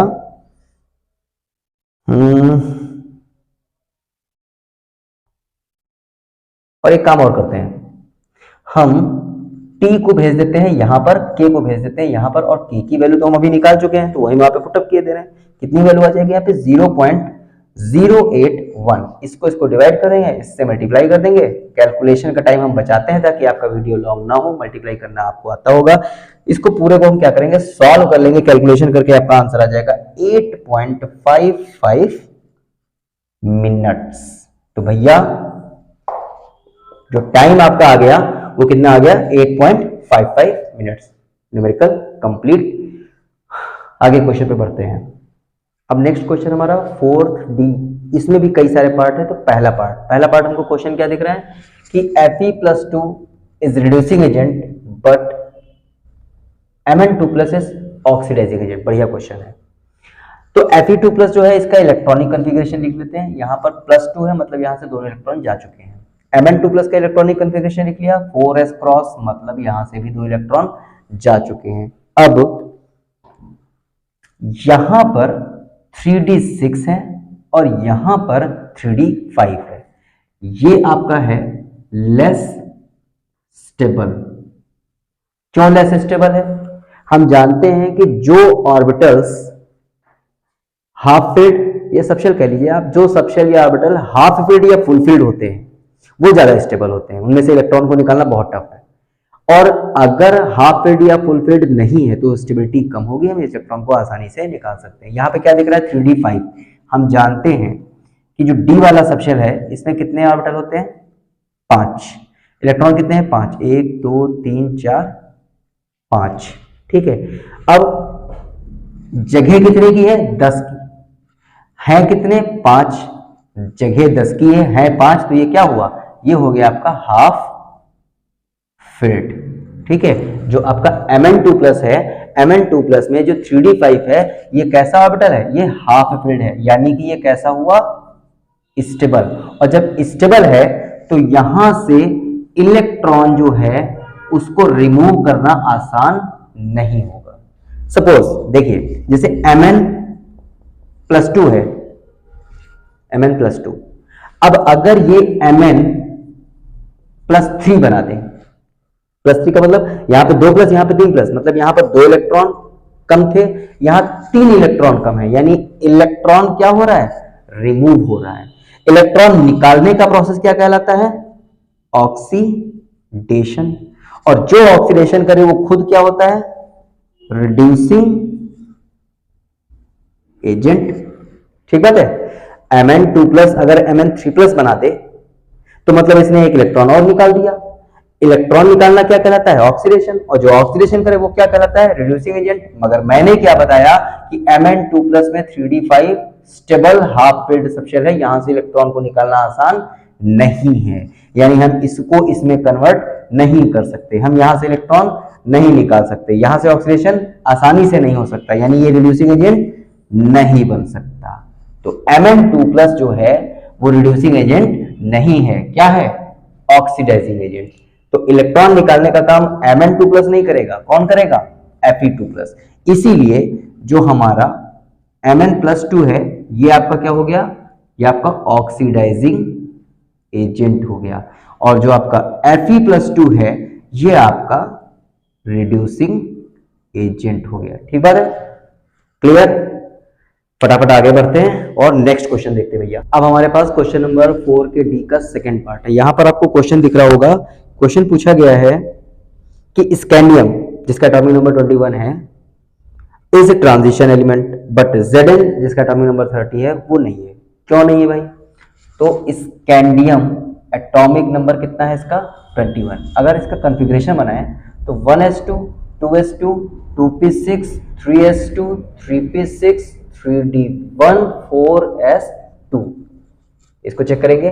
और Zn में एटॉमिक नंबर है 30, इसको देखते हैं 1s2 2s2 2p6 3s2 3p6 3d10 4s2। तो भाई यहां पर D में 10 इलेक्ट्रॉन की जगह है और एक ही इलेक्ट्रॉन है, वो भी 1 अनपेयर्ड इलेक्ट्रॉन, एक अनपेयर्ड इलेक्ट्रॉन। हम जानते हैं कि जब भी अनपेयर्ड इलेक्ट्रॉन होता है, अनपेयर्ड इलेक्ट्रॉन, तो वो क्या करता है, कलर्ड कंपाउंड शो करता है। चलो भाई, तो यहां पर इसका जो है डी वाला सबशेल पूरा भरा हुआ नहीं है, एक अनपेयर्ड इलेक्ट्रॉन है, जबकि यहां पर हमको क्या दिख रहा है कि ये फुल फिल्ड है।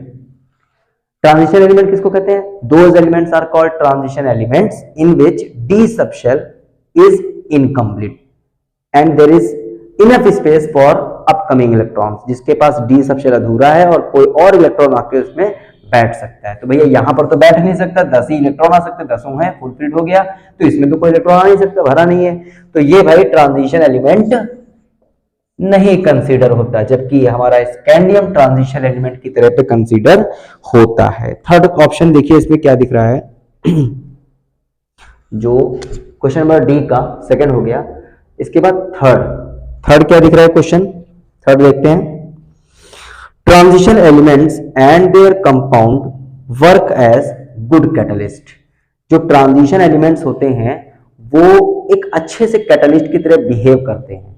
रीजन पूछा है क्यों, 2-3 पॉइंट आपको बता देने हैं। तो देखो भाई, पहला पॉइंट जो थर्ड वाला ऑप्शन है डी का सेकंड हो गया, थर्ड वाले में हम 2-3 पॉइंट बताते हैं कि क्यों कैटलिस्ट की तरह इन लोगों को यूज किया जाता है। पहली बात, ये लोग वेरिएबल ऑक्सीडेशन स्टेट शो करते हैं। क्या करते हैं, वेरिएबल ऑक्सीडेशन स्टेट शो करते हैं। इनकी ऑक्सीडेशन नंबर क्या होती है, चेंज होती रहती है। दूसरी बात, N-1 डी सबशेल, जो इनका N-1 डी सबशेल है वो इनकम्प्लीट होता है। एक बात। तीसरी बात, जो डी ब्लॉक के एलिमेंट्स हैं उनका जो सरफेस एरिया है, क्या है, सरफेस एरिया, वो लार्ज होता है।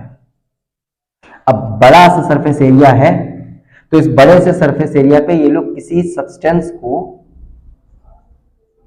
सब्सटेंस जिसको हम कह सकते हैं रिएक्टेंट, जो रिएक्टेंट है, जो सब्सटेंस है, उसको ये अपने ऊपर क्या करवा लेते हैं, एब्जॉर्ब करवा लेते हैं। एब्जॉर्ब नहीं, एब्जॉर्ब। सरफेस के ऊपर किसी को रखना एब्जॉर्ब कहलाता है और भीतर तक ले लेना एब्जॉर्ब कहलाता है। तो ठीक है, इनका सरफेस एरिया ज्यादा होता है, ये रिएक्टेंट की एक बड़ी सी मात्रा को अपने ऊपर क्या करते हैं, एब्जॉर्ब करवा लेते हैं, जिससे कि रिएक्शन ज्यादा मात्रा में होती है, अच्छे से हो जाती है, बढ़िया जल्दी से हो जाती है। ठीक है, तो तीन चीजें ये आप बता सकते हैं कि वेरिएबल ऑक्सीडेशन स्टेट है, डी सबसे इनका इनकम्प्लीट होता है, सरफेस एरिया ज्यादा होता है और ये रिएक्टेंट के मॉलिक्यूल्स को अपने सरफेस पे एब्जॉर्ब करवा लेते हैं, जिससे उनको रिएक्शन करने के लिए स्पेस बढ़िया सा मिलता है, तेजी से जल्दी से रिएक्शन हो जाती है। ठीक है, और ये लोग क्या करते हैं, कॉम्प्लेक्स कंपाउंड बनाते हैं। क्या करते हैं, कॉम्प्लेक्स कंपाउंड बनाते हैं। ठीक बात है, तो ये फटाफट देखिए, टी का सेकेंड भी थर्ड भी दोनों तीनों कंप्लीट हो गए। आगे बढ़ते हैं, और तीन ही पार्ट दिए गए, हाँ भैया तीन ही पार्ट दिए गए। पता नहीं वीडियो कितनी लंबी हो जाए, शॉर्ट से शॉर्ट करने का प्रयास करेंगे। फिफ्थ क्वेश्चन की तरफ आगे बढ़ते हैं। तो हम पढ़ते हैं अगले क्वेश्चन की तरफ। हमारा क्वेश्चन है क्वेश्चन नंबर 5 का ए, और इसमें भी दो पार्ट है, first and second. First part देखते क्या है। आपको क्वेश्चन दिख रहा होगा कि copper does not dissolve in HCl, why. अब हमसे पूछा गया है कि ये जो हमारे पास कॉपर होता है, इसे अगर हम HCl में डिसॉल्व करें तो डिसॉल्व क्यों नहीं होता। देखिए ऐसा है, हम लोगों ने इलेक्ट्रोकेमिस्ट्री में एक टॉपिक पढ़ा हुआ है, रिएक्टिविटी सीरीज, या इसको कहते हैं इलेक्ट्रोकेमिकल सीरीज। तो इलेक्ट्रोकेमिकल सीरीज में क्या है, अलग अलग जो एलिमेंट्स हैं उनको उनके रिडक्शन पोटेंशियल के इंक्रीजिंग या डिक्रीजिंग ऑर्डर में सेट किया जाता है, जिससे कि उनको क्या मिलती है, एक रो मिलती है, एक सीरीज मिलती है। अब ये जो सीक्वेंस वाइज एक सीरीज बनी है, इसे हम क्या बोलते हैं, इसे हम कहते हैं रिएक्टिविटी सीरीज। ठीक है, या फिर इलेक्ट्रोकेमिकल सीरीज। इसमें होता क्या है, जो एलिमेंट ऊपर साइड में है, जो एलिमेंट ऊपर है वो मोर रिएक्टिव माना जाएगा, और जो एलिमेंट नीचे साइड में पड़ता है वो होता है हमारा लेस रिएक्टिव। ऊपर वाला ज्यादा रिएक्टिव है, नीचे वाला लेस रिएक्टिव। तो जो ज्यादा रिएक्टिव एलिमेंट है वो लेस रिएक्टिव एलिमेंट को उसके प्लेस से हटा सकता है, डिस्प्लेस कर सकता है, लेकिन लेस रिएक्टिव एलिमेंट अपने से ज्यादा रिएक्टिव एलिमेंट को वहां से उसके साल्ट सोल्यूशन से हटा नहीं सकता। तो वैसे तो सीरीज लंबी, एग्जांपल के तौर पे मैंने कुछ एलिमेंट यहाँ पे मेंशन कर दिए हैं। अब यहाँ पे देखिए हमसे दो बातें की जा रही है, कॉपर की और HCl में H की। तो भाई एक तो हो गया हमारा कॉपर और एक हो गया H। अब आपको इलेक्ट्रोकेमिकल सीरीज में यानी कि रिएक्टिविटी सीरीज में क्या दिख रहा है कि कॉपर की पोजीशन हाइड्रोजन से नीचे है, यानी जो कॉपर है ये लेस रिएक्टिव है और हाइड्रोजन जो है ये ज्यादा रिएक्टिव है। अब क्योंकि कॉपर जो है ये लेस रिएक्टिव है, इसलिए ये हाइड्रोजन को उसके सॉल्यूशन से, उसके साल्ट सॉल्यूशन से डिस्प्लेस नहीं कर सकता। अब कॉपर H को हटा नहीं सकता, वहां पे जुड़ सकता नहीं है, यानी कुछ रिएक्शन नहीं कर सकता। कॉपर को HCl में डालेंगे कुछ नहीं होगा, वैसा का वैसा पड़ा रहेगा, कोई रिएक्शन नहीं होगी, इसलिए नो रिएक्शन, यहां पे कोई रिएक्शन होगी ही नहीं। ठीक बात है। तो सीधी बात है कि when we kept copper in HCl, it doesn't dissolve because in electrochemical series it is mentioned that the position of copper is below than H, hydrogen, and copper is less reactive than hydrogen. This is because copper cannot be dissolved in HCl. Okay, next question की तरफ बढ़ते हैं, second part इसका जो हमारा है। तो अब हम 5A के सेकेंड पार्ट की तरफ मूव करते हैं, और क्वेश्चन हमारा क्या दिख रहा है, क्वेश्चन कह रहा है can you keep copper sulphate solution in a vessel of zinc, explain with reason. तो अब किस हमसे ये कह रहे हैं कि अगर मेरे पास जिंक का एक वेसल है, ठीक है, जो बर्तन है जिसमें हमें सोल्यूशन रखना है वो किस चीज का है, जिंक मेटल का है। और इसमें हम CuSO4 कॉपर सल्फेट का सोल्यूशन रख सकते हैं या नहीं, ऐसा पूछा जा रहा है।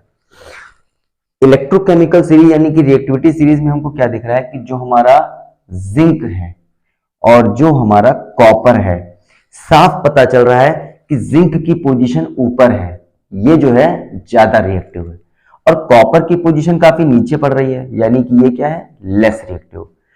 जो हायर रिएक्टिव एलिमेंट होगा वो अपने से लेस रिएक्टिव एलिमेंट को उसके साल्ट सॉल्यूशन से, उसके सॉल्यूशन से क्या कर सकता है, डिस्प्लेस कर सकता है, आसानी से कर लेगा। भाई कोई ताकतवर आदमी है और कोई सामने छोटे आदमी से या किसी कम ताकतवर आदमी से उसका झगड़ा हो जाए, तो जो पहलवान होगा तो छोटे वाले को उठा के फेंक देगा, इजी है। तो ऐसे याद रखो कि ताकतवर जो पहलवान होगा वो कमजोर पहलवान को उठा के फेंक सकता है। तो यहाँ पे हमारा ये जो जिंक है ये ताकतवर पहलवान है, और जो कॉपर है ये क्या है, कमजोर पहलवान। तो ये इसको उठा के देगा फेंको। कैसे फेंकेगा भैया, जिंक जो है ज्यादा रिएक्टिव होने की वजह से कॉपर को उसके प्लेस से डिस्प्लेस कर देगा, खुद वहां पे बैठ जाएगा और बन जाएगा ZnSO4 प्लस कॉपर जो रिमूव कर दिया गया वो सेपरेट हो गया। तो भाई एक बात बताइए, आपने जिंक के बर्तन में भरा क्या, कॉपर सल्फेट, और कॉपर सल्फेट किस में चेंज हो गया, जिंक सल्फेट में। तो रखोगे क्या, पता चला हमने घंटा भर पहले जो है किसी कंपाउंड को एक बर्तन में रखा और जब घंटा भर बाद यूज करने गए तो कंपाउंड चेंज, कुछ और बन गया, तो नहीं रख सकते। ठीक है, क्या बोलेंगे कि the position of zinc metal is higher than copper metal and due to being higher reactive element zinc can displace copper from copper sulphate solution. इसलिए हम कॉपर सल्फेट को जिंक के वेसल में नहीं रख सकते। आगे मूव करते हैं, तो देखिए अगले क्वेश्चन की तरफ बढ़ते हैं, क्वेश्चन नंबर 5 का बी। अब ये क्वेश्चन आपको स्क्रीन पर दिख रहा होगा मेरे लेफ्ट में। क्वेश्चन दिया गया व्हाट इज एक्टिवेशन एनर्जी। तो पहली बात तो इसमें क्वेश्चन दिया गया कि एक्टिवेशन एनर्जी क्या होती है। हम जानते हैं कि जैसे अगर रिएक्टेंट के दो मॉलिक्यूल हैं ए और बी, तो रिएक्टेंट के मॉलिक्यूल जब एक दूसरे से टकराएंगे, कोलाइड करेंगे, हिट करेंगे, कोलिजन थ्योरी में आपने पढ़ा होगा, तो जब मॉलिक्यूल्स आपस में टकराते हैं तो पुराने बॉन्ड टूटते हैं और नए बॉन्ड बनते हैं, प्रीवियस बॉन्ड की ब्रेकिंग और न्यू बॉन्ड का फॉर्मेशन, यही कहलाता है केमिकल रिएक्शन। अब सपोज करिए कि ये दोनों मॉलिक्यूल आपस में टकराने हैं, टकराने के लिए इनको जितनी मिनिमम एनर्जी चाहिए होगी उसको थ्रेशोल्ड एनर्जी बोलते हैं, पर कभी कभी मॉलिक्यूल्स के पास इतनी एनर्जी होती नहीं है जिसकी वजह से वो टकरा नहीं पाते हैं जिसकी वजह से मॉलिक्यूल आपस में टकरा नहीं पाते हैं। अब अगर एनर्जी, इनिशियल एनर्जी उनकी कम है तो वो क्या करेंगे, कहीं एक्सटर्नल सोर्स से एनर्जी को रिसीव करेंगे। बाहर से ली गई एनर्जी का वो अमाउंट जो इनएक्टिव मॉलिक्यूल को एक्टिव कर देता है और इनिशियल एनर्जी के लेवल को इंक्रीज करके थ्रेशोल्ड के बराबर ले आता है, वो ली गई एनर्जी कहलाती है एक्टिवेशन एनर्जी। ठीक है, यानी एक्टिवेशन एनर्जी क्या है कि ऐसी एक्सटर्नल रिसीव की हुई एनर्जी जो इनएक्टिव मॉलिक्यूल्स को जितने भी एनर्जी बैरियर्स हैं उनको क्रॉस करके उनकी एनर्जी को इंक्रीज करके उन्हें थ्रेशोल्ड के बराबर ला देती है, वो एनर्जी कहलाती है एक्टिवेशन एनर्जी। अब इसके बाद में क्वेश्चन थोड़ा आगे बढ़ाया गया है और इसी में ऐड कर दिया है एक न्यूमेरिकल। न्यूमेरिकल क्या है देखते हैं। न्यूमेरिकल में कह रहे हैं कि at 600 kelvin on decomposition of ethyl bromide the following first order reaction the velocity के, क्वेश्चन आपको जो है स्क्रीन पे दिख रहा होगा। अब ये एक्टिवेशन एनर्जी का एक क्वेश्चन है। तो देखिए क्वेश्चन में जो इनिशियल टेम्परेचर था वो 600 केल्विन था, जो बाद में टेम्परेचर हो गया वो 700 केल्विन है। जब इनिशियल टेम्परेचर पे आपको वेलोसिटी कांस्टेंट जो दिया गया है वो पता है, और जो सेकंड टेम्परेचर है इंक्रीज किया हुआ, उस टेम्परेचर पे वेलोसिटी कांस्टेंट की वैल्यू हमसे पूछी गई है। कुछ हमको चीजें दी भी गई है क्या कि ये आर है, ये तो एक कांस्टेंट वैल्यू है 8.314, हमें पता होनी चाहिए, याद की होनी चाहिए। एग्जाम में क्वेश्चन में ये वैल्यू दे या ना दे उससे हमें कोई फर्क नहीं पड़ता, ये याद होना चाहिए। एक्टिवेशन एनर्जी को ईए से डिनोट करते हैं, आपको किलो जूल में दिया है तो किलो जूल को हम क्या करेंगे, जूल में कन्वर्ट कर लेंगे। न्यूमेरिकल हमारा जो है जूल में होएगा, तो जूल में कन्वर्ट करने के लिए 1000 से यानी कि 10 की पावर 3 से मल्टीप्लाई कर देंगे। अब ये जूल पर मोल हो गया। तो एक्टिवेशन एनर्जी कैलकुलेट करने के लिए जो केमिकल काइनेटिक्स में हम लोग फार्मूला डिराइव किए थे, क्या था, log K2 upon K1 equal to E upon 2.303 R 1 upon T1 minus 1 upon T2। Value put up कर लेते हैं। लॉग, अच्छा देखिए लॉग K2 अपॉन K1, ये फॉर्मूला होता है क्या कि log x upon y equal to एक बार लॉग x माइनस एक बार लॉग y। ये फार्मूला है जो कि मैंने यहां पर अप्लाई किया हुआ है। तो log K2 ये रहा, माइनस में जो log K1 आएगा उसको हम इधर लेके गए हैं तो ये प्लस में log K1 हो गया, ठीक है, लेफ्ट से राइट में ले आए हैं। प्लस का EA अपॉन 2.303 था तो हमने EA की वैल्यू पुटअप कर दी, 2.303 हो गया। R की वैल्यू जो हमको दी गई थी वो भी पुटअप कर दी हमने। राइट साइड में आ जाते हैं तो यहां पर 1 अपॉन T1, T1 कितना था 600, T2 कितना था 700। तो देखिए यहां पर हम थोड़ा शॉर्ट मेथड ले रहे हैं, वीडियो को लॉन्ग ना करते हुए पहले से न्यूमेरिकल भी उतार के रखा हुआ है ताकि आपका समय बचा रहे। यहां से हम 2 जीरो और यहां से 1 जीरो, 3 जीरो कट कर रहे हैं और यहां पर से भी 3 जीरो कट कर रहे हैं। तो 3 जीरो यहां से गए, 3 जीरो यहां से गए, 6 7 जा 42 और 1 जीरो जो बचा हुआ था वो यहां पे आ गया।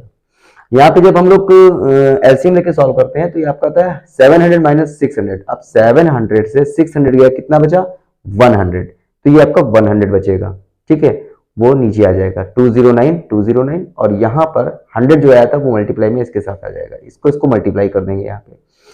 राइट क्वेश्चन सॉल्व किया, ये आंसर आता है। लेफ्ट साइड में जरा देखिएगा, अगर लिखा हुआ है कि log एक्स वाई, यहां पे क्या था log x अपॉन वाई, यहां पे log एक्स वाई है, तो सेम फॉर्मूला ओपन होगा, बस यहां पे प्लस लग जाएगा। तो log x plus log y ये आ जाता है। हमारे में भी देखिए क्या है log x इंटू वाई, तो एक बार log x ये रहा, प्लस का निशान लगा के एक बार log y ये रहा। अब log 1.60 की वैल्यू, या तो आपको क्वेश्चन में log 1.60 या तो इसकी वैल्यू आपको क्वेश्चन में दी होगी या फिर आपको टेबल दी जाएगी। log की वैल्यू कोई नहीं याद कर पाएगा, तो ये आप निश्चित मानिए या तो आपको क्वेश्चन में ये वैल्यू दी जाएगी या फिर आपको log की टेबल दी जाएगी, उस टेबल में से निकालना। हाँ, अगर टेबल में से log और एंटी लॉग निकालना नहीं आता है तो ये आप सीख लीजिएगा, यूट्यूब पे बहुत सारे वीडियो होंगे। टेबल अगर आपको दी गई तो उसमें से आपको खुद निकालना होगा। अब log 1.60 की वैल्यू हमने निकाल ली है, इतनी आई। यहाँ पे क्वेश्चन जो दिया गया था अनसॉल्व में उसमें वैल्यू लिखी नहीं थी तो मैंने अपनी तरफ से निकाल लिया, ये वैल्यू हो गई। और इधर 10 की जो पावर में -5 है, ये -5 उधर जाएगा आगे लॉग के पहले, तो ये माइनस का 5 यहाँ आएगा, प्लस माइनस -5। लॉग 10 की वैल्यू कितनी होती है 1, तो लिखने की कोई जरूरत नहीं है, 5 1 5। इसमें से इसको माइनस करेंगे ये आंसर आ जाएगा, इधर पूरा कैलकुलेशन करेंगे आपका ये आंसर आ जाएगा। इन दोनों को सॉल्व करेंगे तो डायरेक्ट जो है हमारा आंसर राइट साइड में ये आ रहा है, ठीक है। यानी ये जो पूरा हमारा आंसर आया है ये राइट साइड में आया है, माइनस का 2.197 और लेफ्ट में हमारा क्या चल रहा है log K2। अब log K2 इक्वल टू, ये log K2 है, log K2 इक्वल टू इतनी वैल्यू। हम क्या कर रहे हैं on taking anti log in both side, हम दोनों साइड में क्या करेंगे एंटी लॉग लेंगे, तो लेफ्ट में भी एंटी लॉग ले लिया और राइट में भी एंटी लॉग ले लिया। लॉग और एंटी लॉग क्या होगा कैंसिल हो जाएगा, तो ये एंटी लॉग और ये लॉग दोनों क्या हो गए कैंसिल हो गए, बचा क्या K2। K2 बराबर ये आपकी वैल्यू जो होगी इतनी आ जाएगी। एंटी लॉग जो टेबल होगी, टेबल में से जब आप एंटी लॉग निकालेंगे इसका तो वो वैल्यू निकल के पॉजिटिव में इतनी आ जाएगी। अब इसको इतनी छोटी वैल्यू है, इसको अच्छा नहीं लग रहा लिखते हुए, तो स्टैंडर्ड फॉर्म में लिख देंगे 6.36 इंटू 10 की पावर -3, ये आपकी K2 की वैल्यू आ गई। तो एक्टिवेशन एनर्जी भी समझ गए हम, और एक्टिवेशन एनर्जी का जो न्यूमेरिकल था वो भी इजीली हो गया। ये न्यूमेरिकल थोड़ा सा टेढ़ा था, ठीक है, आगे मूव करते हैं। और अगला क्वेश्चन हमारा 5 का C है। क्वेश्चन आपको स्क्रीन पे दिख रहा होगा, सोल्यूशन ऑफ NiH2O का होल 6 पावर है प्लस का 2 और दूसरा कंपाउंड है NiCN का होल 4 पावर है -2। अब यहां पे हमसे कह रहे हैं कि जो पहला वाला कंपाउंड है ये ग्रीन कलर देता है। कौन सा कलर दे रहा है ग्रीन कलर, जबकि ये कंपाउंड जो है ये कलरलेस है, ठीक है, ये कलरलेस है।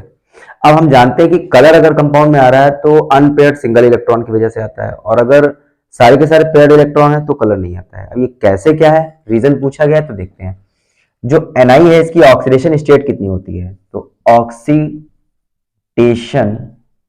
स्टेट ऑफ Ni कितनी है, ये आपकी आ जाएगी प्लस का 2, ठीक है। और यहां पर oxidation state of Ni equal to, oxidation number निकालना आपको 11 में भी पढ़ाया गया और कोऑर्डिनेशन कंपाउंड जब हम लोग पढ़ रहे थे तो वहां भी पढ़ा था। कैसे निकालते हैं, जैसे Ni की निकालनी है तो Ni की जगह क्या मान लेंगे, x मान लेंगे, प्लस Cn पे कितना चार्ज होता है, माइनस का 1 है, कितनी बार, 4 बार, 4 से मल्टीप्लाई कर दिया, इक्वल टू पूरे कंपाउंड पे ओवरऑल चार्ज कितना है, माइनस का 2। तो भाई x इक्वल टू माइनस का 2 और ये -4 उधर गया तो प्लस का 4, ठीक बात है। अब ये प्लस का 4 हो गया तो x इक्वल टू प्लस का 2, यहां भी +2 आ रहा है और यहां भी +2 आ रहा है, ठीक है। तो दोनों ही कंडीशन में हमारी ऑक्सीडेशन नंबर कितनी आ रही है, प्लस का 2। कॉन्फ़िगरेशन बनाते हैं इसका, तो Ni जो है वैसे जनरली इसका एटॉमिक नंबर होता है कितना, इसमें जो आउटर मोस्ट शेल है उसमें इलेक्ट्रॉन कितने होते हैं हमारे, ये देखने हैं, तो 28 इलेक्ट्रॉन टोटल निकिल में होते हैं। पर चूंकि ऑक्सीडेशन नंबर इसकी कितनी आ रही है, प्लस का 2, यानी यहाँ पे क्या लगा हुआ है, 2 प्लस। अब 2 प्लस है मतलब 2 इलेक्ट्रॉन इसमें से चले गए हैं, तो कॉन्फ़िगरेशन क्या बनेगी, 1s2 2s2 2p6 3s2 3p6 3d8 होता है और फिर 4s2। पर चूंकि यहाँ पे 2 प्लस लगे यानी यहां पर से इलेक्ट्रॉन क्या हो गए, रिमूव हो गए। अब यही चीज यहां पर भी होगी, यहां पर अगर हम निकालें तो निकिल जो है +2 चार्ज में है, इसकी ऑक्सीडेशन, इसकी इलेक्ट्रॉनिक कॉन्फ़िगरेशन बनेगी 1s2 2s2 2p6 3s2 3p6 3d8 और 4s0। यहां पे इलेक्ट्रॉन क्या हो गए, रिमूव हो गए। तो अब यहां पे हमको क्या दिख रहा है, 3d8, यानी कि जो d सबशेल है उसमें टोटल 5 ऑर्बिटल्स होते हैं, हमें पता है, और 8 इलेक्ट्रॉन है, तो 1 2 3 4 5 6 7 और 8, क्लियर है। लेकिन यहां पर जो लिगेंड है हमारा वो कौन है, Cn, और Cn क्या है, स्ट्रॉन्ग लिगेंड। तो in presence of strong ligand, जो आपका स्ट्रॉन्ग लिगेंड वीबीटी थ्योरी हम लोगों ने पढ़ी थी, वैलेंस बॉन्ड थ्योरी, उसमें बताया गया था कि अगर सेंट्रल मेटल एटम के पास में कोई स्ट्रॉन्ग लिगेंड आता है तो अनपेयर्ड इलेक्ट्रॉन को पेयर में कन्वर्ट करवा देता है। नतीजा ये वाला इलेक्ट्रॉन जंप करके आ जाएगा भाई यहां पर। अब क्या हुआ, अब जो डी सबशेल था इसमें जो हमारे 5 ऑर्बिटल थे, इसमें इलेक्ट्रॉनों का क्रम कुछ ऐसा होगा कि 1 2 3 4 5, अभी नहीं लिखेंगे इधर, 6 7 8 और 5 अलावा जो था वो इधर आ गया।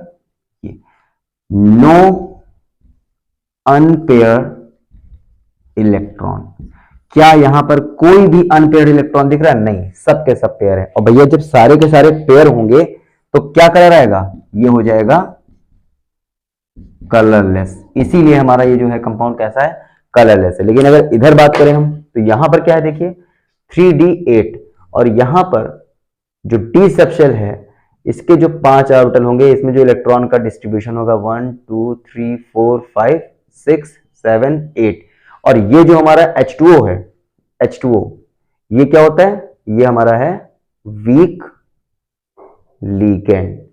अब चूंकि ये वीक लिगेंड है तो वीक लिगेंड के केस में क्या होता है कि जो अनपेयर्ड इलेक्ट्रॉन है वो अपनी कंडीशन में रहते हैं, वो पेयरिंग में नहीं जाते, यानी हमको 2 अनपेयर इलेक्ट्रॉन मिले। कितने मिले, 2 अनपेयर्ड इलेक्ट्रॉन। और हम जानते हैं कि अगर कंपाउंड में उसके स्ट्रक्चर में अनपेयर्ड इलेक्ट्रॉन है तो वो क्या दिखाएगा, कलर दिखाता है। इसीलिए जो हमारा ये 2 अनपेयर्ड इलेक्ट्रॉन है, इस कंडीशन की वजह से हमारा कंपाउंड जो है वो कैसा हो जाता है, ग्रीन कलर का, ठीक है। तो सिंगल इलेक्ट्रॉन है, अनपेयर्ड इलेक्ट्रॉन है तो कलर्ड होगा, जैसे कि ग्रीन यहां पे दिखा रहा है, और अगर अनपेयर्ड इलेक्ट्रॉन नहीं है तो कलरलेस रहेगा। आगे बढ़ते हैं, तो अब हम करने जा रहे हैं क्वेश्चन नंबर 5 का डी पार्ट। इसमें देखो क्वेश्चन आपको क्या दिख रहा है स्क्रीन पे, right the structural formula of fructose and right chemical properties of 3 chemical properties of glucose. 2 अलग अलग चीजें हैं। स्ट्रक्चर जो पूछा है वो फ्रक्टोज का है और जो केमिकल 3 प्रॉपर्टीज आपसे पूछी गई है वो ग्लूकोज की हैं। तो कंफ्यूजन न करिएगा कि दोनों को ग्लूकोज या दोनों को फ्रक्टोज मान लें। स्ट्रक्चर हमको फ्रक्टोज का बनाना है और जो केमिकल प्रॉपर्टी है वो ग्लूकोज की। तो स्ट्रक्चर कैसे बनता है, देखिए इसका फॉर्मूला है C6H12O6, ये है इसका फॉर्मूला। तो 6 कार्बन की चेन हम ले लेते हैं, 1 2 3 4 5 और 6। अब आपको याद ये रखना है, बहुत बढ़िया ट्रिक से बताते हैं, सबसे ऊपर और सबसे नीचे आप CH2OH कर दीजिए, CH2OH ऊपर भी और CH2OH नीचे भी। अब ये याद रखिएगा कि सेकंड नंबर पे आपको C डबल बॉन्ड O, यानी कि जो आपका कार्बोनिल ग्रुप है C डबल बॉन्ड O, वो लगाना है। तो ये आपका हो गया C डबल बॉन्ड O। सबसे ऊपर CH2OH, सबसे नीचे CH2OH, दूसरे नंबर पे C डबल बॉन्ड O।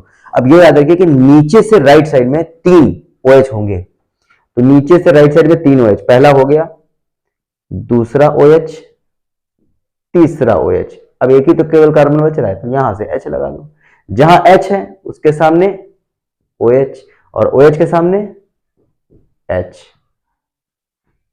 ठीक है, तो ये आपका स्ट्रक्चर किसका हो गया, फ्रक्टोज का। और ग्लूकोज की जो 3 केमिकल प्रॉपर्टी है, तो केमिकल प्रॉपर्टी का मतलब क्या है कि आपको ग्लूकोज से कुछ ऐसी रिएक्शंस करवानी है जिनसे कुछ उसकी आइडेंटिफिकेशन हो पाए। तो हम 3 करते हैं। पहली देखिए क्या है, प्रेजेंस ऑफ कार्बोनिल ग्रुप। जो ग्लूकोज है उसमें भी क्या होता है, carbonyl C double bond O जो है ये इसमें भी है और ग्लूकोज में भी होता है। ग्लूकोज में केवल ये है कि इस तरह से CHO की फॉर्म में होता है, लेकिन कार्बोनिल ग्रुप तो उसमें भी है। तो हमें प्रूव करना है कि ग्लूकोज में C डबल बॉन्ड O है। कैसे करेंगे, ग्लूकोज का जो स्ट्रक्चर है इस तरह से, हम उसको क्या कर देंगे, HCl से रिएक्शन करवा देंगे। नतीजा क्या होगा, H चला जाएगा O के पास, OH बन जाएगा, CN भी जाके कार्बन से जुड़ जाएगा, CN बन जाएगा, ग्लूकोज साइनोहाइड्रिन। तो ये रिएक्शन बताती है कि हाँ भाई CO है, C डबल बॉन्ड O है, तभी तो जाकर के CN और H वहां पे जुड़ पाए हैं। Presence of CHO group. अब एल्डिहाइड ग्रुप ग्लूकोज में होता है, ये कैसे प्रूव करेंगे, इसको प्रूव करने के 2 मेथड हैं। एक तो फेहलिंग सॉल्यूशन मेथड है, उसको यूज कर सकते हैं, और दूसरा टॉलन रिएजेंट मेथड है, उसको यूज कर सकते हैं। तो यहां पर हम जो रिएक्शन दिखा रहे हैं आपको, ये टॉलन रिएजेंट की है। हम क्या दिखा रहे हैं आपको, टॉलन रिएजेंट। यहां से आप इसका फॉर्मूला भी नोट कर सकते हैं। कभी कभी एमसीक्यू में क्वेश्चन पूछ देते हैं कि which of the formula is of Tollen reagent, 4 option दे देंगे आपको। तो टॉलन रिएजेंट Ag2O से डिनोट करते हैं टॉलन रिएजेंट को, टॉलन रिएजेंट। Ag2O से हम टॉलन रिएजेंट को रिप्रेजेंट करते हैं। ग्लूकोज से इसकी रिएक्शन होगी तो क्या होगा, इसका ऑक्सीडेशन हो जाएगा। और हम आपको एक फ्लो चार्ट रिएक्शंस का पढ़ाए थे कि अगर कन्वर्जन रिएक्शन करनी हो, इसको उसमें कैसे चेंज करेंगे, उसको उसमें कैसे चेंज करेंगे। तो कन्वर्जन रिएक्शन एक चार्ट मैंने बताया था, उसको बहुत अच्छे से प्रैक्टिस कर लेना, अच्छे से आपकी रिएक्शंस हो जाएंगी। यहाँ कहीं पे हम वीडियो में उसका लिंक भी आपको आई बटन में दे देंगे, तो ऊपर कहीं पे आपको आई बटन मिल जाएगा, उसका ओपन करके आप कन्वर्जन रिएक्शन का चार्ट प्रैक्टिस कर सकते हैं। उस चार्ट में मैंने क्या बताया था कि एल्डिहाइड का जब हम ऑक्सीडेशन करते हैं, वो चाहे फेलिंग सोल्यूशन से करवाएं चाहे टॉलन रिएजेंट से करवाएं, तो फेलिंग सोल्यूशन से या टॉलन रिएजेंट से ऑक्सीडेशन करवाने पर उसका ऑक्सीजन एटम जो होता है वो ग्लूकोज में आके जुड़ जाता है, जिससे कि CHO कन्वर्ट हो जाता है COOH में। यानी हम एल्डिहाइड का ऑक्सीडेशन करके उसको कन्वर्ट कर देते हैं किसमें, एसिड कंपाउंड में, कार्बोक्सिलिक एसिड में। तो देखो CHO है यहां पर, ये वाला ऑक्सीजन यहां पर आ जाएगा, तो COOH हो जाएगा। बाकी सब कुछ वही है, केवल ये चेंज हो गया, जो CHO था उसको एक ऑक्सीजन और मिल गया। फेलिंग सोल्यूशन अगर आप लेंगे तो वहां से ऑक्सीजन मिलेगा, टॉलन रिएजेंट लेंगे तो वहां से ऑक्सीजन मिलेगा, और ये COOH में चेंज हो गया। अब ये क्या बन गया, ग्लूकोनिक एसिड, ग्लूकोनिक एसिड, ये हमारा ग्लूकोनिक एसिड तैयार हो गया। ठीक है, तो अगर ऐसा होता है तो आपका CHO ग्रुप कंफर्म है, क्योंकि एल्डिहाइड जो है वो टॉलन रिएजेंट टेस्ट देता है, जबकि फ्रक्टोज जो है वो टॉलन रिएजेंट टेस्ट नहीं देता, एल्डिहाइड देता है, और एल्डिहाइड किसमें, ग्लूकोज में है। Presence of 5 OH group, glucose में 5 OH ग्रुप होते हैं, ये कैसे प्रूफ होगा, तो हम क्या करेंगे, एसिटिक एनहाइड्राइड एक कंपाउंड है, RCO का होल ट्वाइस O, इसे रिप्रेजेंट करते हैं। तो ग्लूकोज की रिएक्शन हम एसिटिक एनहाइड्राइड से करवाएंगे, तो यहां से 4 OH और यहां से 1 OH, टोटल 5 OH जो है रिएक्शन में पार्टिसिपेट करते हैं, और हमारा एक कंपाउंड बनता है ग्लूकोज पेंटा एसीटेट। ठीक है, तो ये 3 केमिकल प्रॉपर्टीज बताने को कही गई थी, तीन केमिकल प्रॉपर्टीज हो गई। क्वेश्चन नंबर जो हमारा 5 है, इसके ABCD चारों पार्ट हो गए। अब हम बढ़ते हैं लॉन्ग क्वेश्चंस की तरफ, और दो लॉन्ग क्वेश्चन है। क्वेश्चन नंबर 6, इसमें 4 क्वेश्चन होंगे, 2 करने होंगे, ऑप्शनल होते हैं। क्वेश्चन नंबर 7 जो होता है, इसमें भी 4 क्वेश्चन होंगे, लॉन्ग होंगे, ऑप्शनल होंगे, 2 ही करने होंगे। टोटल 4 लॉन्ग क्वेश्चन करने, देखते हैं।